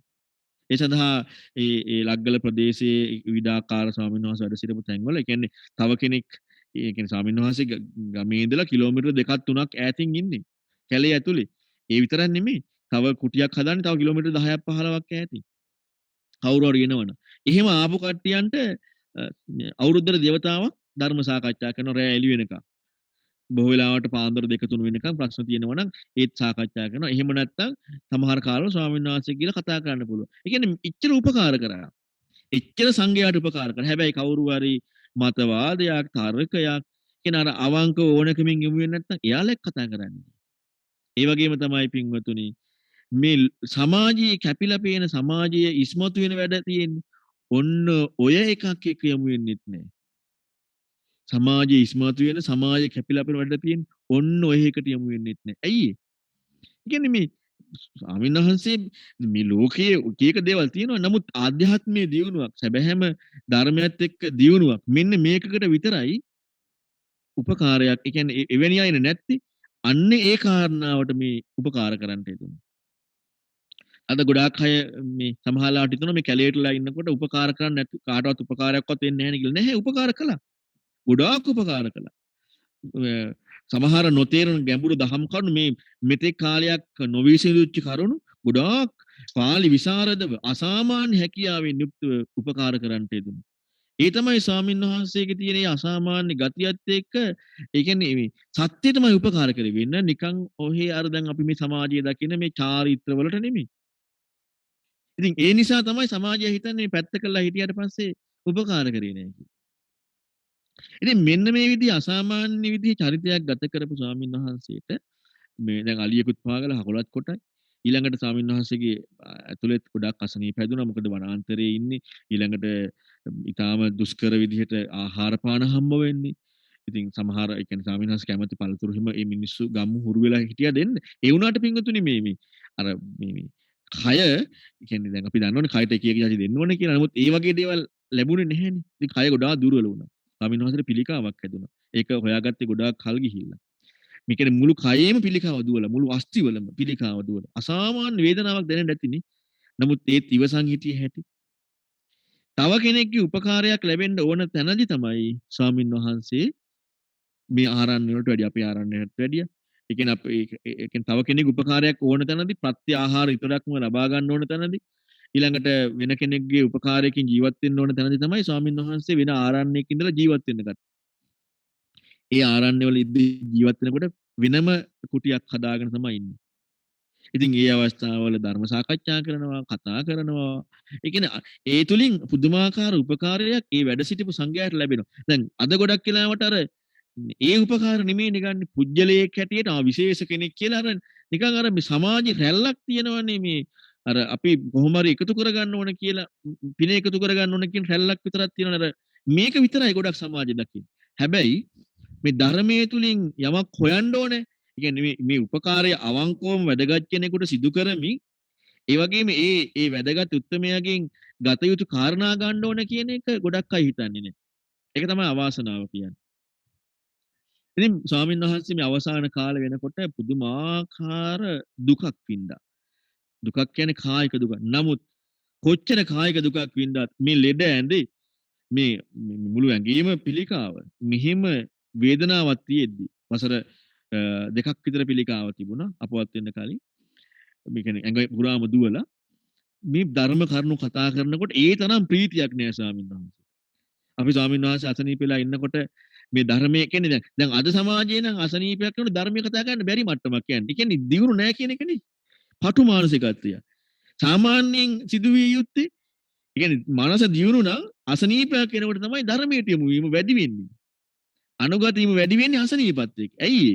එයාට අර දුකක් දැනෙනකොට මේ දුක ඉක්මවන විදිහේ වැඩපිළිවෙලක් ඔස්සේනේ මේ ධර්මයේ තුලින් ආධ්‍යාත්මයේ දියුණු වෙන්නේ. ඒ දියුණු බව එනකොට අර කායික දුක එන තැනදීම ධර්මයයි ඉස්මතු වෙන්නේ. මරණාසන්න මොහොත දක්වාමත් මම අපවත් වෙන දවස් 7කට විතර කලින් ගිහලා ස්වාමීන් වහන්සේක් කතා කරා. ඒත් එහෙමමයි. එච්චරට සතුටක් ධර්මයේ කතා කරනකොට. ඊටාම සිහියෙන් ස්වාමීන් වහන්සේ අපවත් වුණා. මේ කිසිම දුකක් නැහැ. මම කොයි වෙලේද අපවත් වෙන්නේ? කොයි වෙලේද අපවත් වෙන්නේ කියන හැඟීමෙන් හිටියේ. ඒ කියන්නේ දැන් මරණයට බයක් නෙමෙයි තිබ්බේ. මරණය ඉදිරි hinaවීමක් තිබ්බේ. බුදුරණවහන්සේ පෙන්වන මරණය ඉදිරි hina වෙන්න පුළුවන් වෙන්නේ ආධ්‍යාත්මයේ දියුණු වුණාට පස්සේ. දැන් බලන්නකො ජීවිතේට සැබෑ පිළිසරණක් ලබා ගත්තද නැද්ද කියලා. දැන් අපි මේ හොඳට යාන වාහන තියාගෙන පුදුමාකාර තාක්ෂණික දියුණුවත් එක්ක අපි සැප සම්පත් භුක්ති විඳින්මින් හිටියට ඔය මානසික සැනසෙල්ල ලැබෙනවද? ඔය මානසික සැනසෙල්ල ලැබෙන්නේ නැහැ. ඇයි මේ මානසික සැනසෙල්ල ලැබෙන්නේ නැත්තේ? ඒ මානසික සැනසෙල්ල ලැබෙන්නේ නැති පින්වතුනි අපේ හිත දියුණු නැති නිසා. අපේ හිත පටුයි. අපේ හිත පුළුල් නැහැ. අපේ හිත පුළුල් නම් පින්වතුනි එහෙම වෙන්නේ නැහැ. හරියට පින්වතුනි විශාල ගංගාවකට ලුණු කැටයක් දැම්මහම ඒ ගංගාව ලුණු රහ වෙන්නේ නැහැනේ. ගංගාව ලුණු රහ වෙන්නේ නැහැ. ඒක දැනෙන්නේවත් නැහැ. හැබැයි පුංචි වීදුරුවකට ලුණු කැටයක් දැම්මම ඒක ලුණු රහයි. ඇයි ඒ? පටුයි.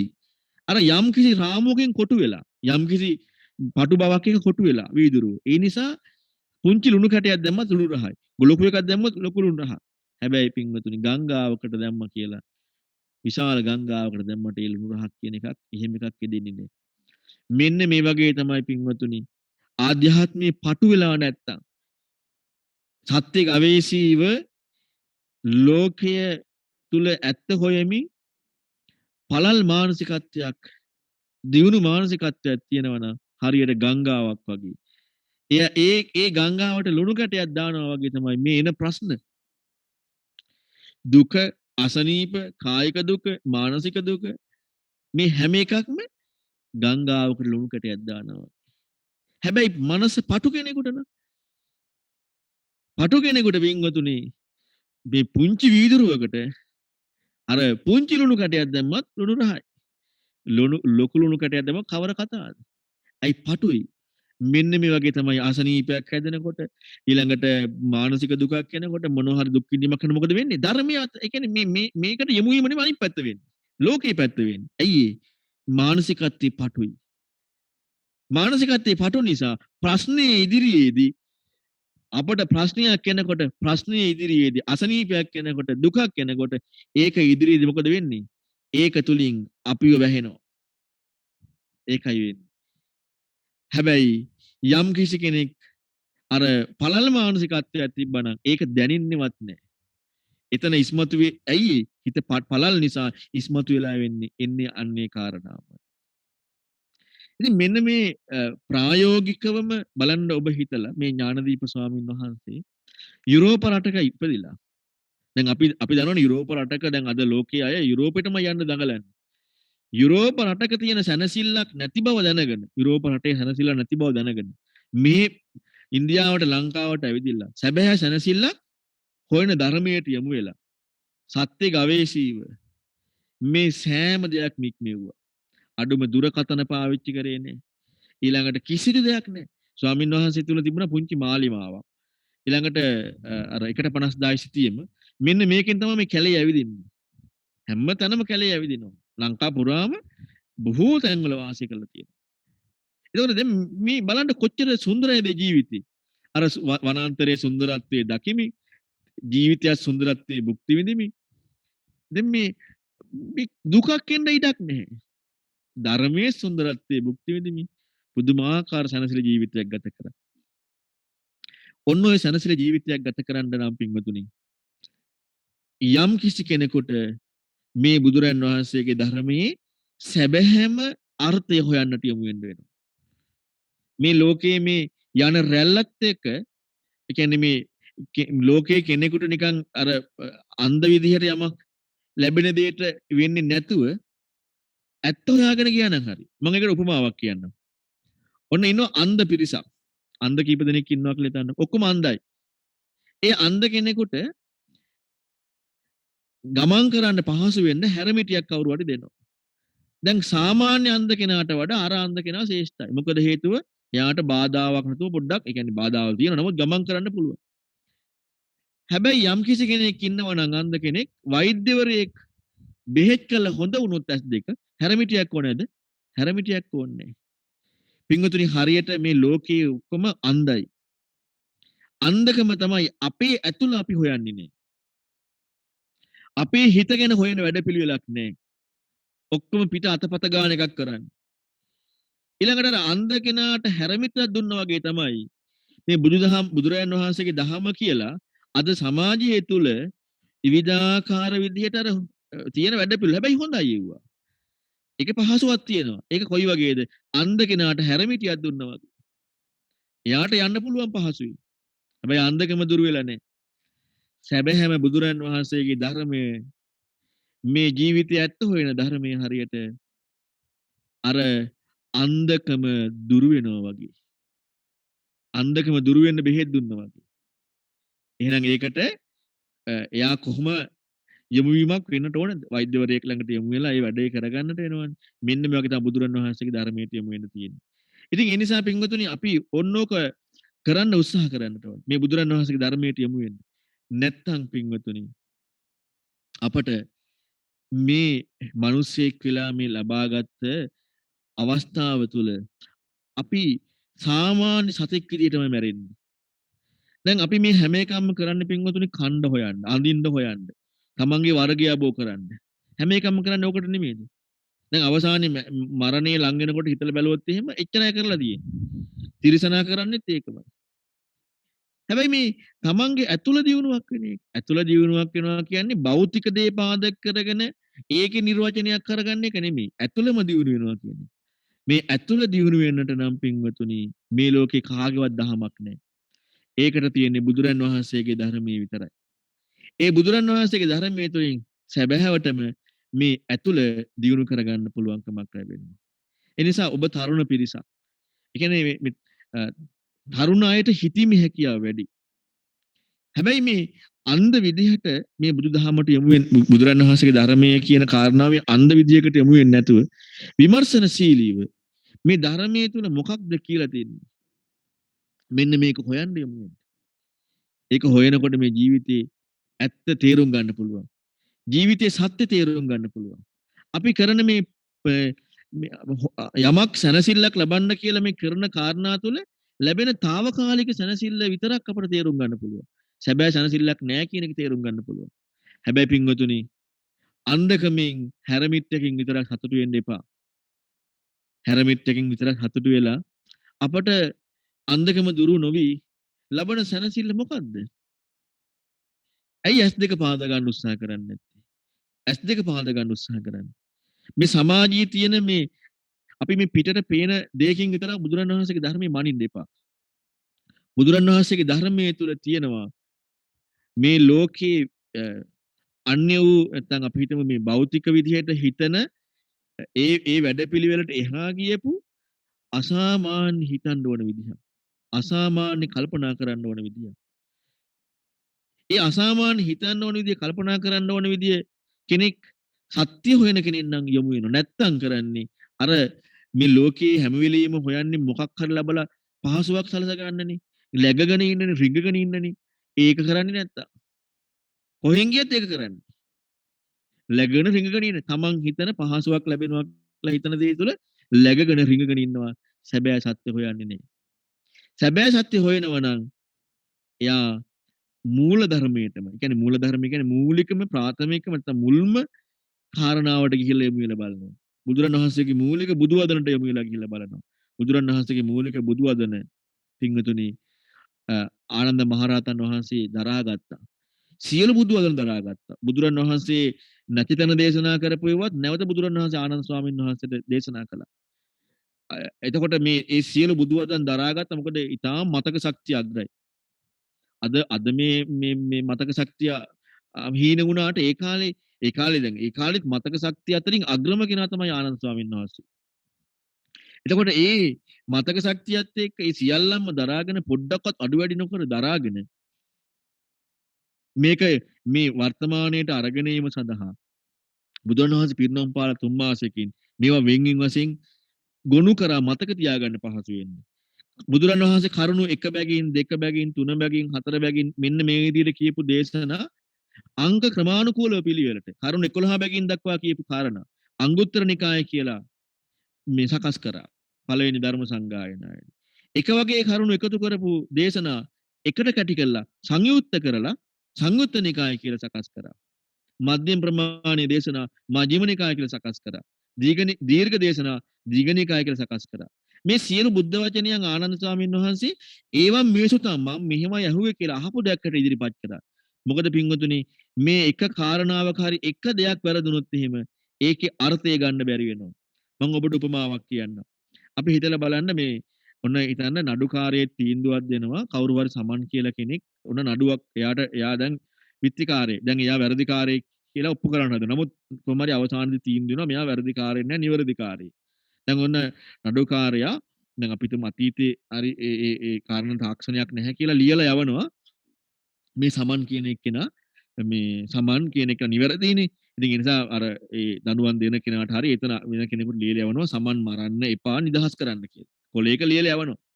දැන් අපිට මම මේ හරියට ඉගෙන ගන්න ඕන වැදගත් මම මේ පැහැදිලි කරන අර්ථය තේරුම් ගන්න. සමන් මරන්න එපා නිදහස් කරන්න කියලා ලියලා යවනවා. ලියලා යවනකොට ක්‍රමාව වැටෙනවා සමන් මරන්න කියන දැන්. දැන් ලියලා යවන්නේ මොකද්ද? සමන් මරන්න එපා නිදහස් කරන්න කියලා. ක්‍රමාව වැටෙනවා කොතනින්ද? සමන් මරන්න කියන තැනින් ක්‍රමාව වැටෙනවා. දැන් ක්‍රමාව මාරුණානේ. දැන් මොකද්ද මේ අර්ථය යන්නේ? ක්‍රමාව වෙනස් වීමෙන්. සමන් මරන්න එපා නිදහස් කරන්න. අර්ථය සම්පූර්ණ වෙනස් වුන්නේ නැද්ද? මේ අපි විවහාර කරන ජීවිතයේ පව අර්ථය වෙනස්. ඒ කරුණු ඔස්සේ. එහෙනම් මේ ඇතුළත් දියුණු කරන්න පෙන්නපු මේ ධර්මයේ පුංචි දෙයක් වෙනස් වුණොත් එම් පොඩ්ඩක් හරි අයින් කරොත් දැන් අපි හිතනවා සමහරවිට මේ මොනෝහරි දෙයක් අයින් කරලා මේ සංසිද්ධ කරලා පෙන්වන්න කියලා. මේ බුද්ධ වචනේ. එහෙම නැහැ. එහෙම කරා නම් ආනන්ද ස්වාමීන් වහන්සේ වැරද්දක් කළා තියෙනවා. මොකද සංක්ෂිප්ත කළා මේක පෙන්වන්න ගියොත් එහෙම බුදුරණවහන්සේ අනවශ්‍ය දේවල් කියලානේ. අනවශ්‍ය දේවල් ටිකක් තීවිලා නිසානේ ආනන්ද ස්වාමීන් වහන්සේ අයින් කළා තියෙන්නේ. අනවශ්‍ය දේවල් දේශනා කරේ නෑ බුදුරජාණන් වහන්සේ. හැම එකක්ම බුද්ධ වචනේ ආනන්ද ස්වාමීන් වහන්සේ ඉදිරිපත් කළා. එහෙනම් අපි මේ විදිහටම ඉගෙන ගන්න වෙනවා. ඒ වගේ මේ කියපු තැන කියපු පරියාය මේ ඔක්කොම ඒ විදිහටම බලන් ඉනවා. ඒ ඔක්කොම ආනන්ද ස්වාමීන් වහන්සේ පළවෙනි සංගායන ඉදිරිපත් කළා. ඒ ධර්මයේ අදටත් තියෙන පින්වතුනි. ඔන්න ඔය මූලයට ගිහිලා ඉගෙන ගන්න. ඒ මූලයට ගිහිලා ඉගෙන ගත්තාම මේ ධර්මයේ පුදුමාකාර හිතන්න දෙයක් ඇත්තක් සත්‍යවාදී බවක් තියෙනවා.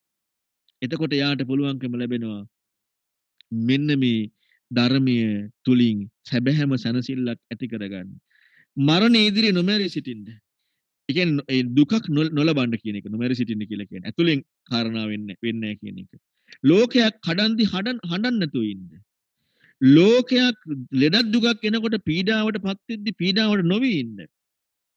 මෙන්න මෙවැනි කෙනෙකුට පුළුවන්. ලෝකයකට ප්‍රශ්නයක් එද්දි ප්‍රශ්නයට ඇතුල් වෙන්නේ නැතුව ඉන්න. ආධ්‍යාත්මයේ සැනසෙල්ලෙන් ඉන්න පුළුවන්කම ලැබෙනවා. එහෙනම් ඒ ආධ්‍යාත්මයේ සැනසෙල්ලෙන් ඉන්න පුළුවන් අසාමාන්‍ය ධර්මයක් මේක. මේ ධර්මය අපි ක්‍රමානුකූලව ඉගෙන ගන්න ගත්තොත් එයාට මේ ජීවිතේ පුදුමාකාර සැපයක් ලබන්න පුළුවන්. ඒ නිසා පින්වත්නි ඔබ තරුණ පිරිසක් හැටියට හොඳට හිතන්න කල්පනා කරන්න මේ ලබාගත් මනුස්ස ජීවිතයේ සාමාන්‍ය මේ මනුස්ස කියන කාරණාවට වැදගත්කමක් වෙන විදිහට ඒ කියන්නේ මනසින් හිතන්න පුළුවන් මේ සත්‍යවාදීව හිතන්න පුළුවන් මෙන්න මේකට අර්ථයක් දෙන්න මේ භෞතික වස්තු පාදක කරගෙන නැතුව මනස පිළිබඳව හොයන්න ඒකට යොමු වෙන්න. ඒ වගේම තමයි කිසිදු විදියකින් පින්වතුනි යමක läග ගන්න එපා යමක රිංග ගන්න එපා. läග ගන්න නැතුව රිංග ගන්න නැතුව උත්සාහ කරන්න මොකක් කරන්නද? ඇත්ත හොයනවා කියන කාරණාවට යොමු වෙන්න. ඉතින් ඒ නිසා පින්වතුනි ඔබට මේ ලැබුණු අවස්ථාව මගහරවා ගන්න එපා. මොකද බුදුදහමක් හැමදාම නැහැ. බුදුරන් වහන්සේගේ ධර්මයක් ලෝකේ හැමදාම නැහැ. මිනිස්සෙක් හැමදාම වෙන්නේ නැහැ. හිතන්න පුළුවන් මිනිස්සෙක් හැමදාම වෙන්නෙත් නැහැ. ඔබට හිතන්න පුළුවන් තත්ත්වයක් මේ වෙන කාලේ තියෙනවා. ඊළඟට හිතන්න පුළුවන් මානසිකත්වයක් තියෙනවා.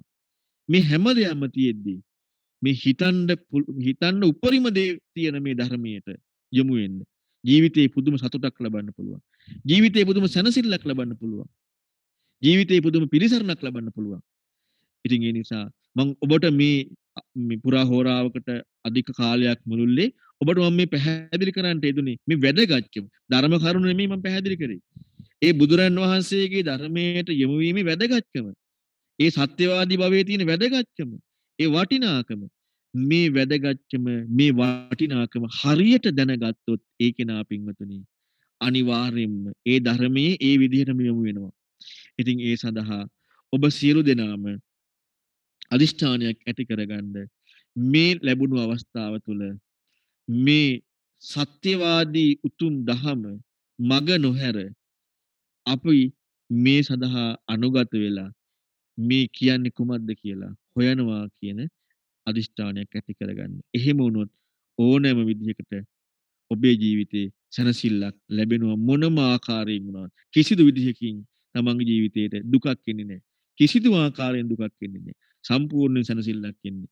ඉතින් ඒ සඳහා මේ ධර්ම දේශනාවත් ඔබ සියලු දෙනාටම උපකාරයක් වේවා කියලා අදිෂ්ඨානයක් ඇති කරගන්න.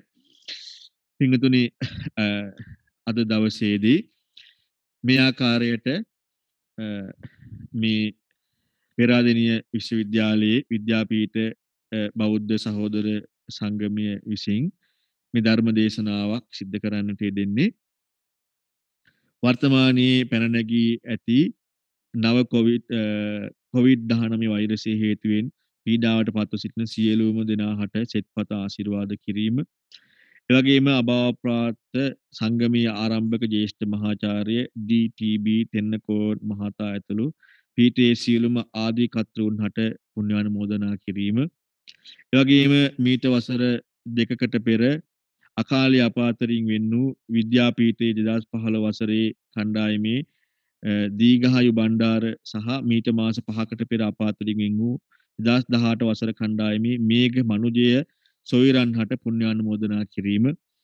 එවැගේම විද්‍යාපීඨයේ අධ්‍යයන අනධ්‍යයන කාර්ය මණ්ඩලයට සහ සියලුම සහෝදර ශිෂ්‍ය ශිෂ්‍යාවන්ට ආශිර්වාද ලබා ගැනීම සහ පීඨ විද්‍යාර්ථයන්ගේ අධ්‍යයන කටයුතු සාර්ථක කර ගැනීම උතුම් මාතෘ භූමි වෙනුවෙන් දීපිදුහා ඉස්ලේ දන් දුන් සියලුම රණවිරුවන්ට පුණ්‍යානුමෝදනා කිරීම අප සියලු දෙනා නමින් පරලෝ සැපත් සියලු වර්ග පරම්පරාගත හා සංසාරගත ඥාතීන්ට ලෝකවාසී සියලු සත්වයන් හට පුණ්‍යානුමෝදනා කිරීම කියන කාරණා මුල් කරගෙනයි මේ ධර්ම දේශනාව සිද්ධ කරන්නට යෙදෙන්නේ.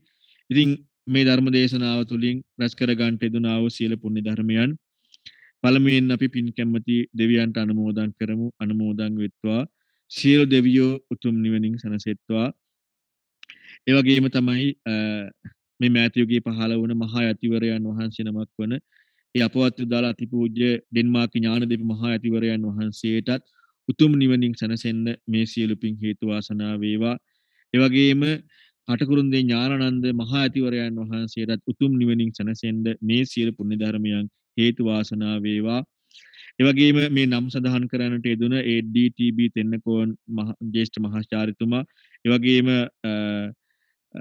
දීඝායු බණ්ඩාර ඒ වගේ මේඝ මනුජය සහ අනිකුත් මිය පරලයන්ට යෙදුන සියලු ඥාතීන්ටත් මේ සියලු පින් අනුමෝදන් වෙත්වා. පරලොව ජීවිත සුඛී සූපත් භාවයටපත් වෙත්වා. ඒ වගේම මේ රැස් කර ගන්නට යෙදුන සියලු පුණ්‍ය ධර්මයන් මේ ධර්ම දේශනාව සිද්ධ කරන්නට යෙදෙන මේ පේරාදෙණිය විශ්වවිද්‍යාලයේ විද්‍යාපීඨ බෞද්ධ සංගමයේ ඒ සියලු දෙනාට ඒ වගේම පේරාදෙණිය විශ්වවිද්‍යාලයේ කතිකාචාර්යවරු මහාචාර්යවරු ආචාර්යවරු ආදී ඒ අධ්‍යයන අනධ්‍යයන කාර්ය මණ්ඩලයේ සියලු දෙනාට ශිෂ්‍ය ශිෂ්‍යාවන් සෑම දිනාටමත් මේ පුණ්‍ය ධර්මයන් අනුමෝදන් වෙත්වා. ඒ වගේම මේ වර්තමානයේ මේ කොවිඩ් ප්‍රසංගතයට මුහුණ දී තියෙන සියලු දෙනාටමත් ඒ සඳහා නිදුක් නිරෝගී සුව සැලසෙන්නට මේ සියලු පින් හේතු වාසනා වේවා. ඒ වගේම මේ ධර්ම දේශනාව සඳහා නන් අයුරින් දායකත්වය ලබා දුන්නා වූ සෑම දිනාටමත් උතුම් තුනුරුවණිය අනන්ත ආශිර්වාදයෙන් දෙවියන්ගේ ධාර්මික ආරක්ෂාවෙන් රැකවරණින් උතුම් දහමින් සැනසෙන්නට සත්‍යවාදීව සත්‍ය හොයන්නට සත්‍යට අනුගත වීමට මේ සියලු පුණ්‍ය ධර්මයන් හේතු වාසනා වේවා. සිල් දනාටම තෙරුවන් සරණයි.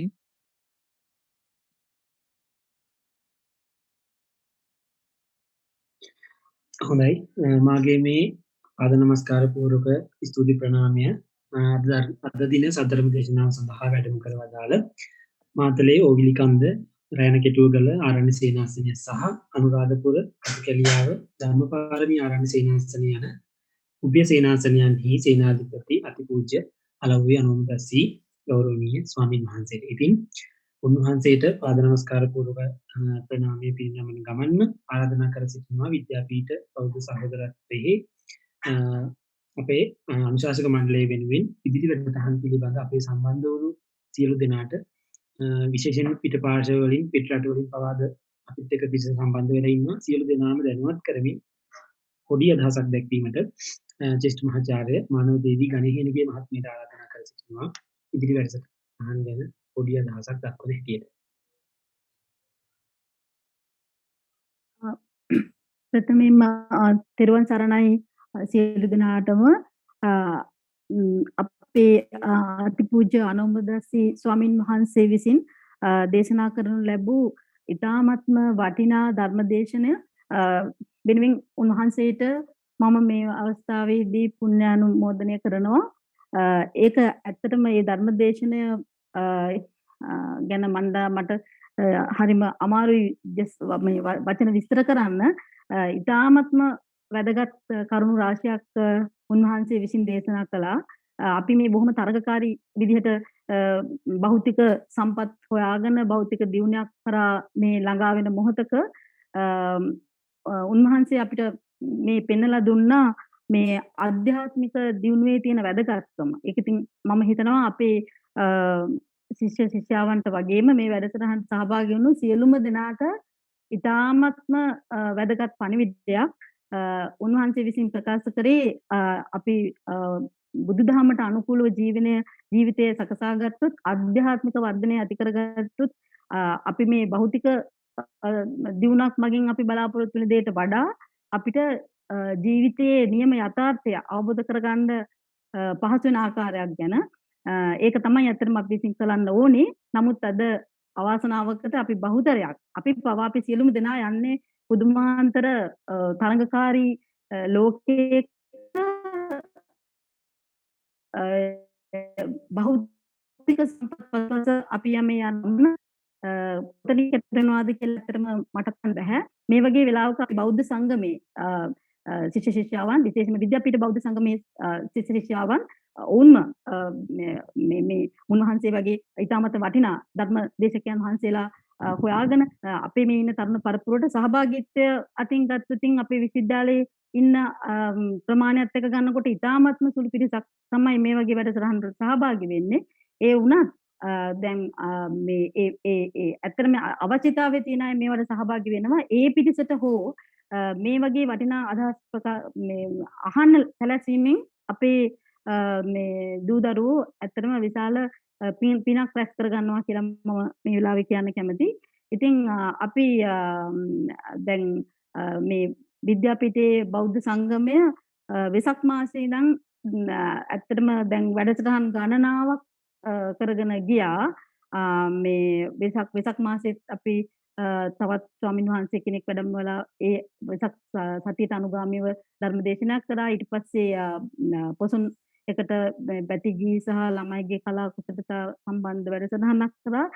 ඉතින් ඇසළ මාසයේ ඇසළ පොයට සමගාමී ඉතාමත්ම වටිනා මේ අධ්‍යාත්මික සැනසීම බුදුදහම තුළින් ඇති කරගන්නේ කොහොමද කියන දේ ගැන අපේ අතිපූජ්‍ය අනුමදස්සී ස්වාමීන් වහන්සේ ගෙන්නන්නට අපේ දරුවෝ තීරණය කරා. ඉතින් ඉතාමත්ම වැදගත්. එතකොට ඒ වගේ සිතුවිලි ළමයින්ටම අපේ දරුවන් තුළම ඇති වෙලා තියෙන එක ගැන ඇත්තටම මට හරිම සතුටුයි. අපි පැත්තකින් ඉඳලා පොඩි අවවාදයක් දෙනවා තමයි. නමුත් මේකේ ගෞරවය සහ මේකේ තියෙන සියලුම වගකීම දක්වන්නේ අපේ ශිෂ්‍යයෝ. ඉතින් මේගොල්ලෝ අවුරුදු 24 25 26 වගේ පොඩි වයසවල ඉන්න ශිෂ්‍යයෝ මේ වගේ සංවිධානය වෙලා ශිෂ්‍යයන් කීප දෙනෙක් වුණත් ඒ කරන දේ ගැන මම විද්‍යාපීඨයේ ආචාර්ය මණ්ඩලයේ සමාජිකයෙක් විදිහට ඉතාමත්ම සතුටු වෙනවා. ඉතින් දැන් තව ඉදිරියට අපි බලාපොරොත්තු වෙනවා මේ ඇත්තටම මේ වසරේ කඨින පින්කමත් මේ කිරීමට ආරාධනය ලැබිලා තියෙන්නේ අපේ විද්‍යාපීඨයට. ඉතින් අපේ ශිෂ්‍යාවෝ මෙච්චර මේ කොරෝනා නිසා අසංගතය නිසා අපිට මේ එකිනෙකා හමු වෙලා දෙයක් කරන්න බැරි අවස්ථාවක වුණත් අපේ ශිෂ්‍යාවෝ ශිෂ්‍යාවෝ එකතු වෙලා ඒ දේ කිරීමට ඉදිරිපත් වීම ගැන මම සතුටු වෙනවා. ඒ වගේම අපේ සියලුම ආචාර්ය මණ්ඩලය සහ අපේ දූ දරුවන්ගේ ශිෂ්‍ය ශිෂ්‍යාවන්ගේ සහයෝගය සම්පූර්ණ සහයෝගය ඒට ලැබෙයි කියලා මම බලාපොරොත්තු වෙනවා. දැන් 23 වෙනිදා මේ ස්වාමීන් වහන්සේලාට ඒ සඳහා ආරාධනය කරන්න යන්න අවශ්‍ය කරන කටයුතු යොදමින් පවතිනවා. අපි හිතනවා විශ්වවිද්‍යාලයේ කටයුතු අපිට මේ ඇවිල්ලා විශ්වවිද්‍යාලයට ඇවිල්ලා කරන්න මට්ටමකට ආවොතින් ඒ කටයුතු කරගෙන යන එක අපිට අපහසුයක් වෙන එකක් නැහැ. එහෙම නොවුනත් අපිට මේ නුවර අවට ඉන්න සමාජිකයන්ගේ සහභාගීත්වයෙන් අපේ කටට පින්කම කරන්න පුළුවන් ආකාරයෙන් කරගෙන යන්න අපි උත්සාහ දරනවා. ඉතින් ඒකට සියලුම දෙනාගේ සහයෝගය අපිට ලැබෙයි කියලා අපි බලාපොරොත්තු වෙනවා. ඉතින් ඒ දේ ගැන තමයි මට මේ වෙලාවේ මතක් කරන්න තියෙන්නේ. අපේ අනුමදස්සි ස්වාමින් වහන්සේ තාමත් මෙතන වැඩ කර ඉන්න බව මට පේනවා. ඉතින් උන්වහන්සේට අවසාන වශයෙන්ුත් මම ඉතාමත්ම ස්තුතිවන්ත වෙමින් මම මේ වචන ස්වල්පය මෙතනින් අවසන් කරනවා. දෙවින් ස්තුතියි මහාචාර්ය ශ්‍රේෂ්ඨ මහාචාර්ය මානව දේවී ගණිතගේ මහත්මිය විද්‍යාපීඨ බෞද්ධ සහෝදරත්වයේ අනුශාසක මණ්ඩලය වෙනුවෙන් අදහස් ප්‍රකාශ කිරීම. ඉතින් ආරාධනා කර සිටිනවා අවසාන වශයෙන් කෙටි අදහසක් දක්වමින් පුංචි අදහසක් එකතු කරන්න අපේ වැඩසටහනට විද්‍යාපීඨ බෞද්ධ සංගමයේ වර්තමාන සභාපති මුදීන් පෙරේරා සහෝදරයාට ඉතින් මතක් කර යුතුයි සහෝදරයාගේ කතාවත් එක්කම කරු ස්වාමීන් වහන්සේට පිළිකර පිළිගැන්වීමේ කටයුතු අපගේ දුලංජන සුමනසේන සහෝදරයා විසින් සිදු කරනු ඇති.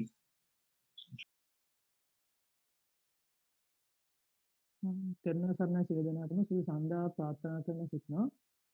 විද්‍යාපීඨ බෞද්ධ සහෝදර සංගමයේ හැටියට අපිට අත්‍තරම ඉස්සලා කිව්වා වගේ වෙසක් උත්සවයට සමගාමීව චිත්‍ර නිසදස් කෙටි කතා තරංගාවලිය සංවිධානය කරලා ඒට අදාළ ජයග්‍රාහකයන් ප්‍රකාශයට පත් කිරීමත් හා අපගේ මිල වෙබ් අඩවියේ කටයුතු සම්පාදනය කරන්න අපිට හැකියාව ලැබුණා.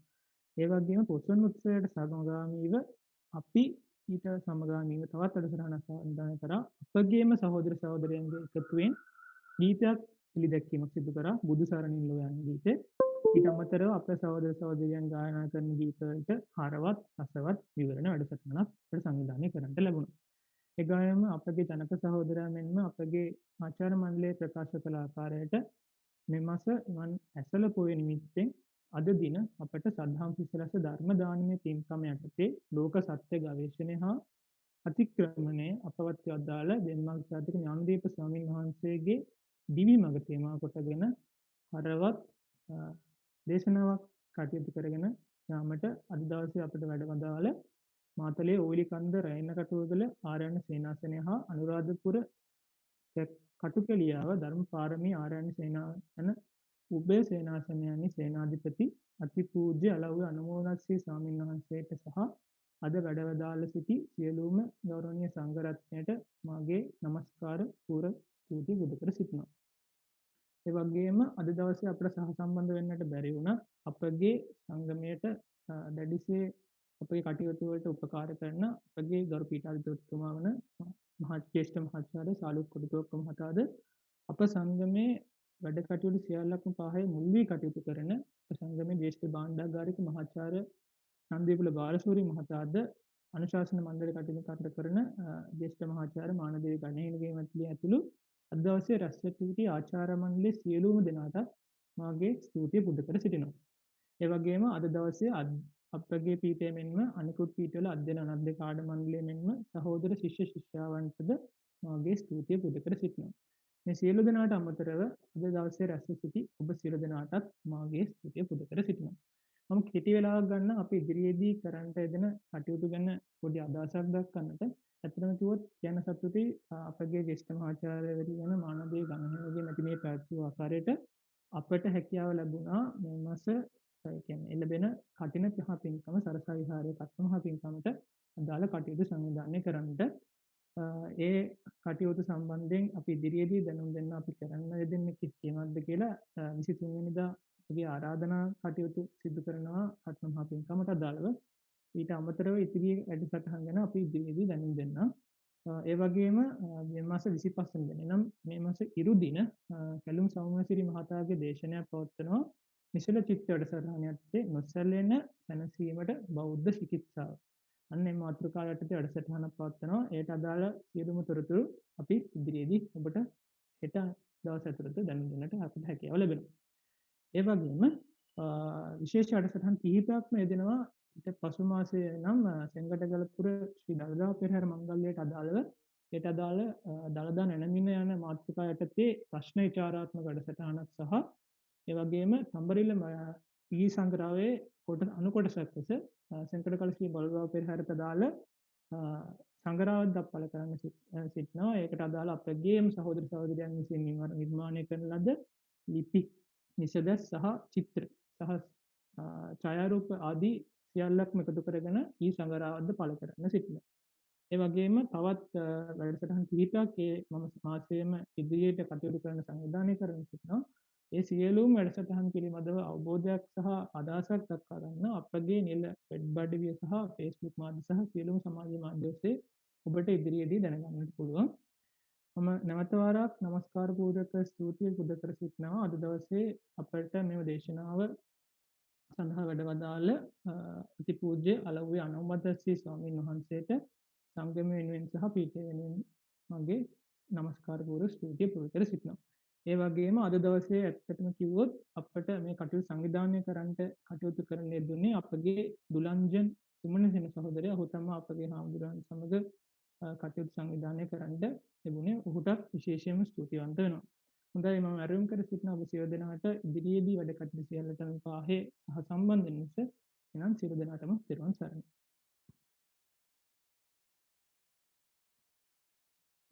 හොඳයි, බුද්ධීන් සහෝදරය සඳහන් කරා වගේ විද්‍යාපීඨ බෞද්ධ සහෝදරත්වයේ විදිහට අපි බලාපොරොත්තු වෙන ඉදිරියේදී අපේ නිවෙස් වලට සීමා වෙන්න වෙච්ච අපේ ශිෂ්‍ය ප්‍රජාවේ ඒ වගේම ආචාර්ය මණ්ඩලයේ ඒ වගේ අපිත් එක්ක මේ අවස්ථාවට සම්බන්ධ වෙන සියලු දෙනාම අලලා විශේෂ පින්කම් මාලාවක් අපිට හැකියාවරින් මාර්ගගත ක්‍රමයේ ඔස්සේ සිදු කරන්න.